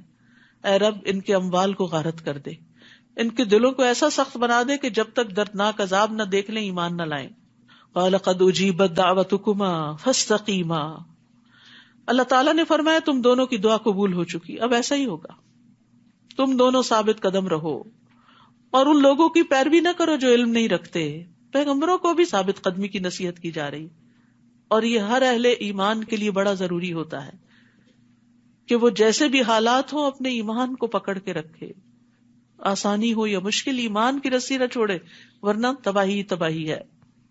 وجاوزنا ببنی اسرائیل البحر، اور ہم نے بنی اسرائیل کو جب سمندر سے پار گزار دیا، اب اللہ کا وعدہ آ گیا اور بنی اسرائیل کو نجات مل گئی، تو فرعون اور اس کے لشکروں نے ازراہ ظلم اور سرکشی ان کا پیچھا کیا، حتیٰ کہ جب فرعون ڈوبنے لگا تو بولا میں اس بات پر ایمان لاتا ہوں کہ الہ صرف وہی ہے جس پر بنی اسرائیل ایمان لائے ہیں. عذاب دیکھ کے وہ بھی ایمان لے آیا اور میں اس کا فرما بردار ہوتا ہوں. لیکن یاد رکھیے کہ ایسے وقت میں ایمان فائدہ نہیں دیتا. انسان نیک اعمال کے لیے دیر نہ لگائے، ٹال مٹول نہ کرتا رہے، اچھا پھر کر لوں گا، بعد میں کر لوں گا، اس سال یہ مصروفیت ہے، اگلے میں یہ نہیں. اللہ کی طرف آنا چاہتا ہے تو بس ڈیسائیڈ کر لے، آ جائے. ابو ہریرہ کہتے ہیں کہ رسول اللہ صلی اللہ علیہ وسلم نے فرمایا 3 چیزوں کے ظاہر ہو جانے کے بعد کسی ایسے شخص کو اس کا ایمان لانا فائدہ نہ دے گا جو اس سے پہلے ایمان نہ لایا تھا یا اس نے اپنے ایمان کی حالت میں کوئی نیکی نہ کمائی تھی. تو وہ کون سے 3 مواقع ہیں؟ جب سورج مغرب سے نکلے گا، بڑی نشانی ظاہر ہو جائے گی قیامت کے آنے کی، جب دجال نکل آئے گا، اور جب زمین سے جانور نکلے گا جو باتیں کرے گا لوگوں سے، تو پھر ایمان لانا اور نیک کام کرنا فائدہ نہ دے گا. تو اس سے پہلے پہلے جو مواقع ہیں. اسی طرح ایک اور روایت میں آتا ہے کہ جب جان حلق تک آ جاتی ہے تو پھر ایمان لانا فائدہ نہیں دیتا. اس وقت کہنا اس کو صدقہ دے دو، فلاں کو یہ دے دو وہ تو اب دوسروں کا ہی مال ہو گیا، وہ صدقہ بھی اس وقت فائدہ نہیں دیتا. تو اس لیے صحت کی حالت میں، زندگی کی حالت میں، جوانی میں، طاقتور ہیں جب، تب اللہ کی عبادت کی طرف راغب ہوں. 7 لوگ عرش کے سائے تلے ہوں گے، اس میں سے ایک وہ جوان جس کی جوانی اللہ کی عبادت میں گزری. بڑھاپے کا انتظار نہ کریں کہ جب ریٹائر ہوں گے تو اچھے کام شروع کریں گے، والنٹیئر کریں گے. جوانی میں ہی وقت نکالیں، کچھ وقت دنیا کے لیے اور کچھ دین کے لیے. فرمایا اب تو ایمان لاتا ہے جبکہ اس سے پہلے نافرمانی کرتا رہا اور مفسد بنا رہا. آج تو ہم تیری لاش کو بچا لیں گے تاکہ تو بعد میں آنے والوں کے لیے نشان عبرت بنے، اگرچہ اکثر لوگ ہماری آیتوں سے غفلت برتتے ہیں. تو اس فرعون کی لاش جو ہے وہ اب مصر کے عجائب گھر میں ہے، لوگ جا کر اس کو دیکھتے ہیں، اور وہ فرانس بھی لائی گئی اور اس کو کئی توپوں کی سلامی دی گئی. تو یہ ایک نشانی ہے. اللہ نے قرآن میں کہا کہ ہم تیری لاش کو بچا لیں گے، اور آج وہ دنیا میں موجود ہے، قرآن کی سچائی کی دلیل ہے. لیکن بہت سے لوگ آیات سے غافل ہیں. ہم نے بنی اسرائیل کو رہنے کے لیے یقیناً عمدہ جگہ دی اور کھانے کو پاکیزہ چیزیں دیں. پھر انہوں نے باہم اس وقت اختلاف کیا جبکہ ان کے پاس علم آ چکا تھا. یقیناً آپ کا رب ان میں قیامت کے دن ان باتوں کا فیصلہ کر دے گا جن میں وہ اختلاف کیا کرتے تھے. پھر اگر آپ کو اس کتاب کے بارے میں کچھ شک ہو جو ہم نے آپ کی طرف نازل کی ہے تو ان لوگوں سے پوچھ لیجئے جو آپ سے پہلے کتاب یعنی تورات پڑھتے ہیں. یقیناً آپ کے پاس آپ کے رب کی طرف سے حق آ چکا ہے، لہٰذا آپ شک کرنے والوں میں سے نہ ہو. اصل میں آپ کو شک نہیں تھا، آپ کو کہہ کے سنایا دوسروں کو جا رہا ہے جو شک کرنے والے ہیں. اور نہ ہی ان لوگوں میں سے ہوں جنہوں نے اللہ کی آیات کو جھٹلا دیا، ورنہ نقصان اٹھاؤ گے. جن لوگوں پر آپ کے رب کا حکم یعنی عذاب ثابت ہو چکا وہ ایمان نہیں لائیں گے. تقدیر کے مسئلے کو واضح کیا جا رہا ہے. یاد رکھیے تقدیر کا مسئلہ جب بھی سامنے آئے اور جب بھی یہ دل میں شک ہے کہ اچھا اگر اللہ نے مہر لگا دی ہے تو پھر تو نعوذ باللہ ان پہ ظلم ہے اور ان بندوں کا قصور نہیں ہے، تو ایک سوال اپنے سے بھی اور سوال کرنے والے سے بھی پوچھا کیجیے، کیا اللہ ظالم ہے یا عادل ہے؟ اللہ ظالم ہے یا مہربان ہے؟ کیا ہے؟ مہربان ہے، اس نے اپنے اوپر رحمت لکھ رکھی ہے. کیا اللہ حکیم اور علیم ہے یا لا علم ہے اور اس کے فیصلے بے ڈنگے ہیں؟ کیا جو عادل ہو، جو رحمان اور رحیم ہو، جو علیم اور حکیم ہو، وہ کسی پہ ظلم کر سکتا ہے کہ اس کو ہدایت ہی نہ لانے دے؟ یہ موقع کب آتا ہے کہ عذاب ثابت ہو جاتا ہے؟ جب سارے مواقع دے دیے جاتے ہیں کسی کو اور اس کے بعد بھی وہ نہیں مانتا. اب لوگ کہتے ہیں اللہ کو پہلے سے ہی اگر پتا تھا تو اس کا مطلب یہ کہ نعوذ باللہ اللہ نے ان پہ جبر کیا؟ نہیں، اللہ کا علم چونکہ کامل ہے، اس کو ماضی، حال، مستقبل سب کا پتہ ہے، اسی بنا پر وہ علیم و حکیم ہے. اگر اس کو پتہ ہی نہ ہو کہ آئندہ کیا آنے والا تو وہ دنیا کا نظام کیسے چلا سکتا ہے؟ تو اس کا یہ علم ہونا کہ کون جنت میں جائے گا کون جہنم میں جائے گا، یہ ثابت نہیں کرتا کہ اس نے کچھ لوگوں پہ ظلم کر کے ان کو جہنم میں ہی پھینکنا ہے. اس نے سب کو آزادی دی، اختیار دیا، ہدایت کا راستہ بتایا، اب پھر لوگوں پہ چھوڑا اور ان کو عمل کی راہ دی. کہ ابھی بات نہیں پڑھی تھی ہم نے، ان کا رب ان کے ایمان کی وجہ سے ان کو ہدایت دے گا. جو ایمان ہی نہ لائے، جو دلائل دیکھتے ہوئے بھی اپنی خواہشات کی بنا پر انکار کر دے، تو پھر اللہ تعالیٰ زبردستی بھی نہیں کرتا. تو جو لوگ تکبر کرتے ہیں، حق کو دیکھتے ہوئے قبول نہیں کرتے. اب دیکھیے نا، جب شامت آئی تو فرعون نے حق قبول کر لیا، تو پہلے کہاں تھے؟ جب اتنی نشانیاں، ید بیضا، عصا، سب کچھ دکھایا جا رہا تھا تو تم نہیں مانے تھے. تو اب اگر کہا جائے کہ فرعون پہ ظلم ہوا، اللہ کو پہلے سے پتا تھا فرعون نے جہنم میں جانا اس لیے گیا؟ نہیں، اللہ کو پتا تھا کہ یہ بندہ اپنے تکبر کی وجہ سے مان کے نہیں دے گا. تو اینڈ آف دا ڈے بات ہم ہی پہ آتی ہے کہ ہماری چوائس کیا ہے. فرمایا خواہ ان کے پاس کوئی بھی معجزہ آ جائے وہ نہیں مانیں گے حتیٰ کہ وہ دردناک عذاب نہ دیکھ لیں. پھر کیا یونس علیہ السلام کی قوم کے سوا کوئی ایسی مثال ہے کہ کوئی قوم عذاب دیکھ کر ایمان لائے تو اس کا ایمان اسے فائدہ دے؟ فرعون عذاب کو دیکھ کر ایمان لایا، فائدہ نہ ہوا، لیکن قوم یونس کو ہو گیا. سچے دل سے گڑ گڑائے، کیونکہ ان کے پیغمبر ان کو چھوڑ کے چلے گئے تھے، ابھی ان کے عذاب کا وقت نہیں آیا تھا، اس سے پہلے انہوں نے فائدہ اٹھا لیا. جب وہ ایمان لے آئے تو ہم نے دنیا کی زندگی میں ان سے رسوائی کا عذاب دور کر دیا اور ایک مدت تک انہیں سامان زیست سے فائدہ اٹھانے کا موقع دیا.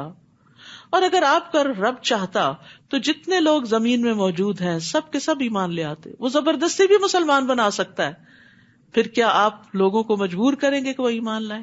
آپ دیکھ رہے ہیں سورۃ یونس کا مزاج پوری عقائد پر بات ہوتی، اللہ پر ایمان، کتابوں پر ایمان، رسولوں پر ایمان، تقدیر پر ایمان، آخرت پر ایمان. تو یہ ایمان بڑھانے والی صورت ہے. پھر فرمایا کسی کے لیے یہ ممکن نہیں کہ وہ اللہ کے اذن کے بغیر ایمان لائے، اور اللہ تو ان لوگوں پر گندگی ڈالتا ہے جو عقل سے کام نہیں لیتے، یعنی عقل استعمال نہیں کرتے، ہدایت پاتے نہیں، تو پھر اللہ تعالیٰ بھی توفیق چھین لیتا ہے. آپ ان سے کہیے ذرا دیکھو تو آسمان اور زمین میں کچھ نشانیاں ہیں، مگر جو لوگ ایمان لانا ہی نہ چاہیں یہ نشانیاں اور تنبیہات ان کے کس کام آ سکتی ہیں؟ یعنی جو ہدایت چاہتا ہے اس کے لیے بڑے بڑے دلائل موجود ہیں. کیا یہ لوگ اس بات کا انتظار کر رہے ہیں کہ ان پر ویسے ہی برے دن آئے جیسے ان سے پہلے گزرے ہوئے لوگوں پر آ چکے، پچھلی قوموں کی طرح عذاب آئے؟ آپ ان سے کہیے اچھا تم بھی انتظار کرو اور میں بھی تمہارے ساتھ انتظار کرتا ہوں. پھر ہم رسولوں اور ایمان لانے والوں کو بچا لیتے ہیں. پچھلی ساری قوموں کا انجام یہی ہوا.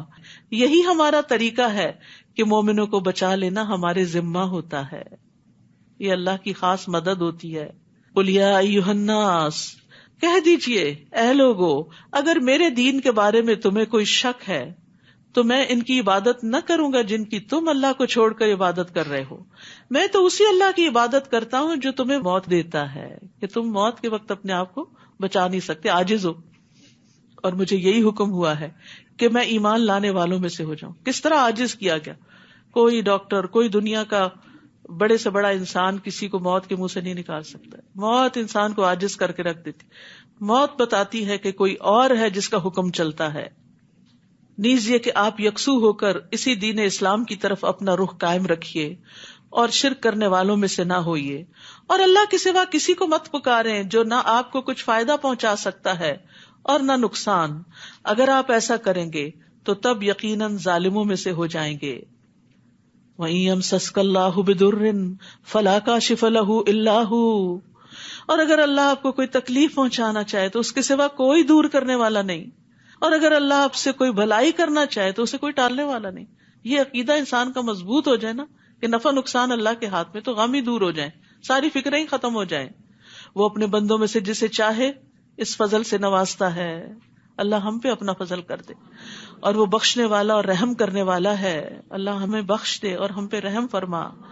آپ کہہ دیجئے لوگوں تمہارے پاس تمہارے رب کی طرف سے حق آ چکا ہے. حق آ چکا ہے. اب جو سیدھی راہ اختیار کرتا ہے تو یہ راست روی اس کے اپنے ہی لیے فائدہ مند ہے، اور اگر کوئی گمراہ ہوتا ہے تو اس کی گمراہی کا وبال بھی اسی پر ہے، اور میں تمہارا وکیل نہیں ہوں. واتبع ما یوحی الیک واصبر حتی یحکم اللہ وہو خیر الحاکمین. آپ کی طرف جو وحی کی جاتی ہے اس کی پیروی کیجیے اور صبر کیجیے حتیٰ کہ اللہ فیصلہ کر دے، اور وہ سب سے بہتر فیصلہ کرنے والا ہے. یعنی پچھلے قوموں کے انجام کو بتا کے تسلی دی جا رہی ہے نبی صلی اللہ علیہ وسلم کو کہ ابھی آپ کو جو کہا جا رہا ہے آپ کرتے جائیے، انجام کی فکر نہیں کیجیے، صبر کے ساتھ اپنا مشن مکمل کیجیے اور اللہ پہ فیصلہ چھوڑ دیجیے. وہ بہترین فیصلہ کرتا ہے، وہ انصاف کرنے والا ہے، وہ آپ کی کوششوں کو کبھی ضائع نہیں ہونے دے گا. تو یاد رکھیے صبر اور نیک اعمال لازم و ملزوم ہوتے ہیں. وحی کی اتباع کرنا اور پھر اس کی پیروی کرنا، یہ سب ایمان کا حصہ ہے. سورۃ ہود، بسم اللہ الرحمن الرحیم. الف لام را کتاب احکمت آیاتہ ثم فصلت من لدن حکیم خبیر. الف لام را، یہ ایسی کتاب ہے جس کی آیات کو محکم بنایا گیا ہے اور یہ حکیم و خبیر ہستی کی طرف سے تفصیلاً بیان کی گئی. یعنی کم الفاظ میں جامع مضامین ہے اس کے اندر. اللہ تعبدوا الا اللہ، کیا ہے اس کا میسج سورت کا؟ کہ اللہ کے سوا کسی کی عبادت نہ کرو، توحید کی دعوت ہے. اننی لکم منہ نذیر و بشیر، میں یقیناً اس کی طرف سے تمہارے لیے ڈرانے والا بھی ہوں اور بشارت دینے والا بھی. اور کیا کرو عبادت کے علاوہ؟ وَأَنِ اسْتَغْفِرُوا رَبَّكُمْ ثُمَّ تُوبُوا إِلَيْهِ، اور یہ کہ اپنے رب سے معافی مانگو اور اس کے حضور توبہ کرو. استغفار وہ ایک خاص مدت تک تمہیں اچھا سامان زندگی دے گا. اس سے پتہ چلتا ہے کہ توبہ استغفار سے دنیا میں بھی انسان کے لیے رزق کی فراوانی ہوتی ہے اور ہر صاحب فضل کو اس کا فضل عطا کرے گا. اور اگر تم منہ پھیرتے ہو تو میں تمہارے حق میں بڑے ہولناک دن کے عذاب سے ڈرتا ہوں. الی اللہ مرجعکم وہو علی کل شیء قدیر، تمہیں اللہ ہی کی طرف لوٹ کر جانا ہے اور وہ ہر چیز پر قادر ہے. الا انہم یثنون صدورہم لیستخفوا منہ الا حین یستغشون ثیابہم یعلم ما یسرون وما یعلنون انہ علیم بذات الصدور. دیکھو جب لوگ اپنے سینوں کو موڑتے ہیں تاکہ اللہ سے چھپے رہیں اور یہ اپنے آپ کو کپڑوں سے ڈھانپتے ہیں، اس وقت اللہ سب کچھ جانتا ہے جو وہ چھپاتے ہیں اور جو وہ ظاہر کرتے ہیں، کیونکہ وہ سینوں کے راز تک جاننے والا ہے. تو اس بات پر ایمان ہونا چاہیے کہ اللہ کا علم ہر چیز پر چھایا ہوا ہے، وہ کھلی اور چھپی ساری باتوں کو جاننے والا ہے. اس لیے اس کے ساتھ اپنا معاملہ درست کر لینا چاہیے. وآخر دعوانا ان الحمد للہ رب العالمین. سبحانک اللہم وبحمدک اشہد ان لا الہ الا انت استغفرک واتوب الیک. السلام علیکم ورحمۃ اللہ وبرکاتہ. السلام علیکم ورحمۃ اللہ وبرکاتہ.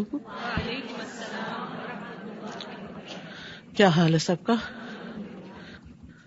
پچھلے پارے کے ہائی لائٹس. نیک کام کے لیے نیت بھی نیک چاہیے.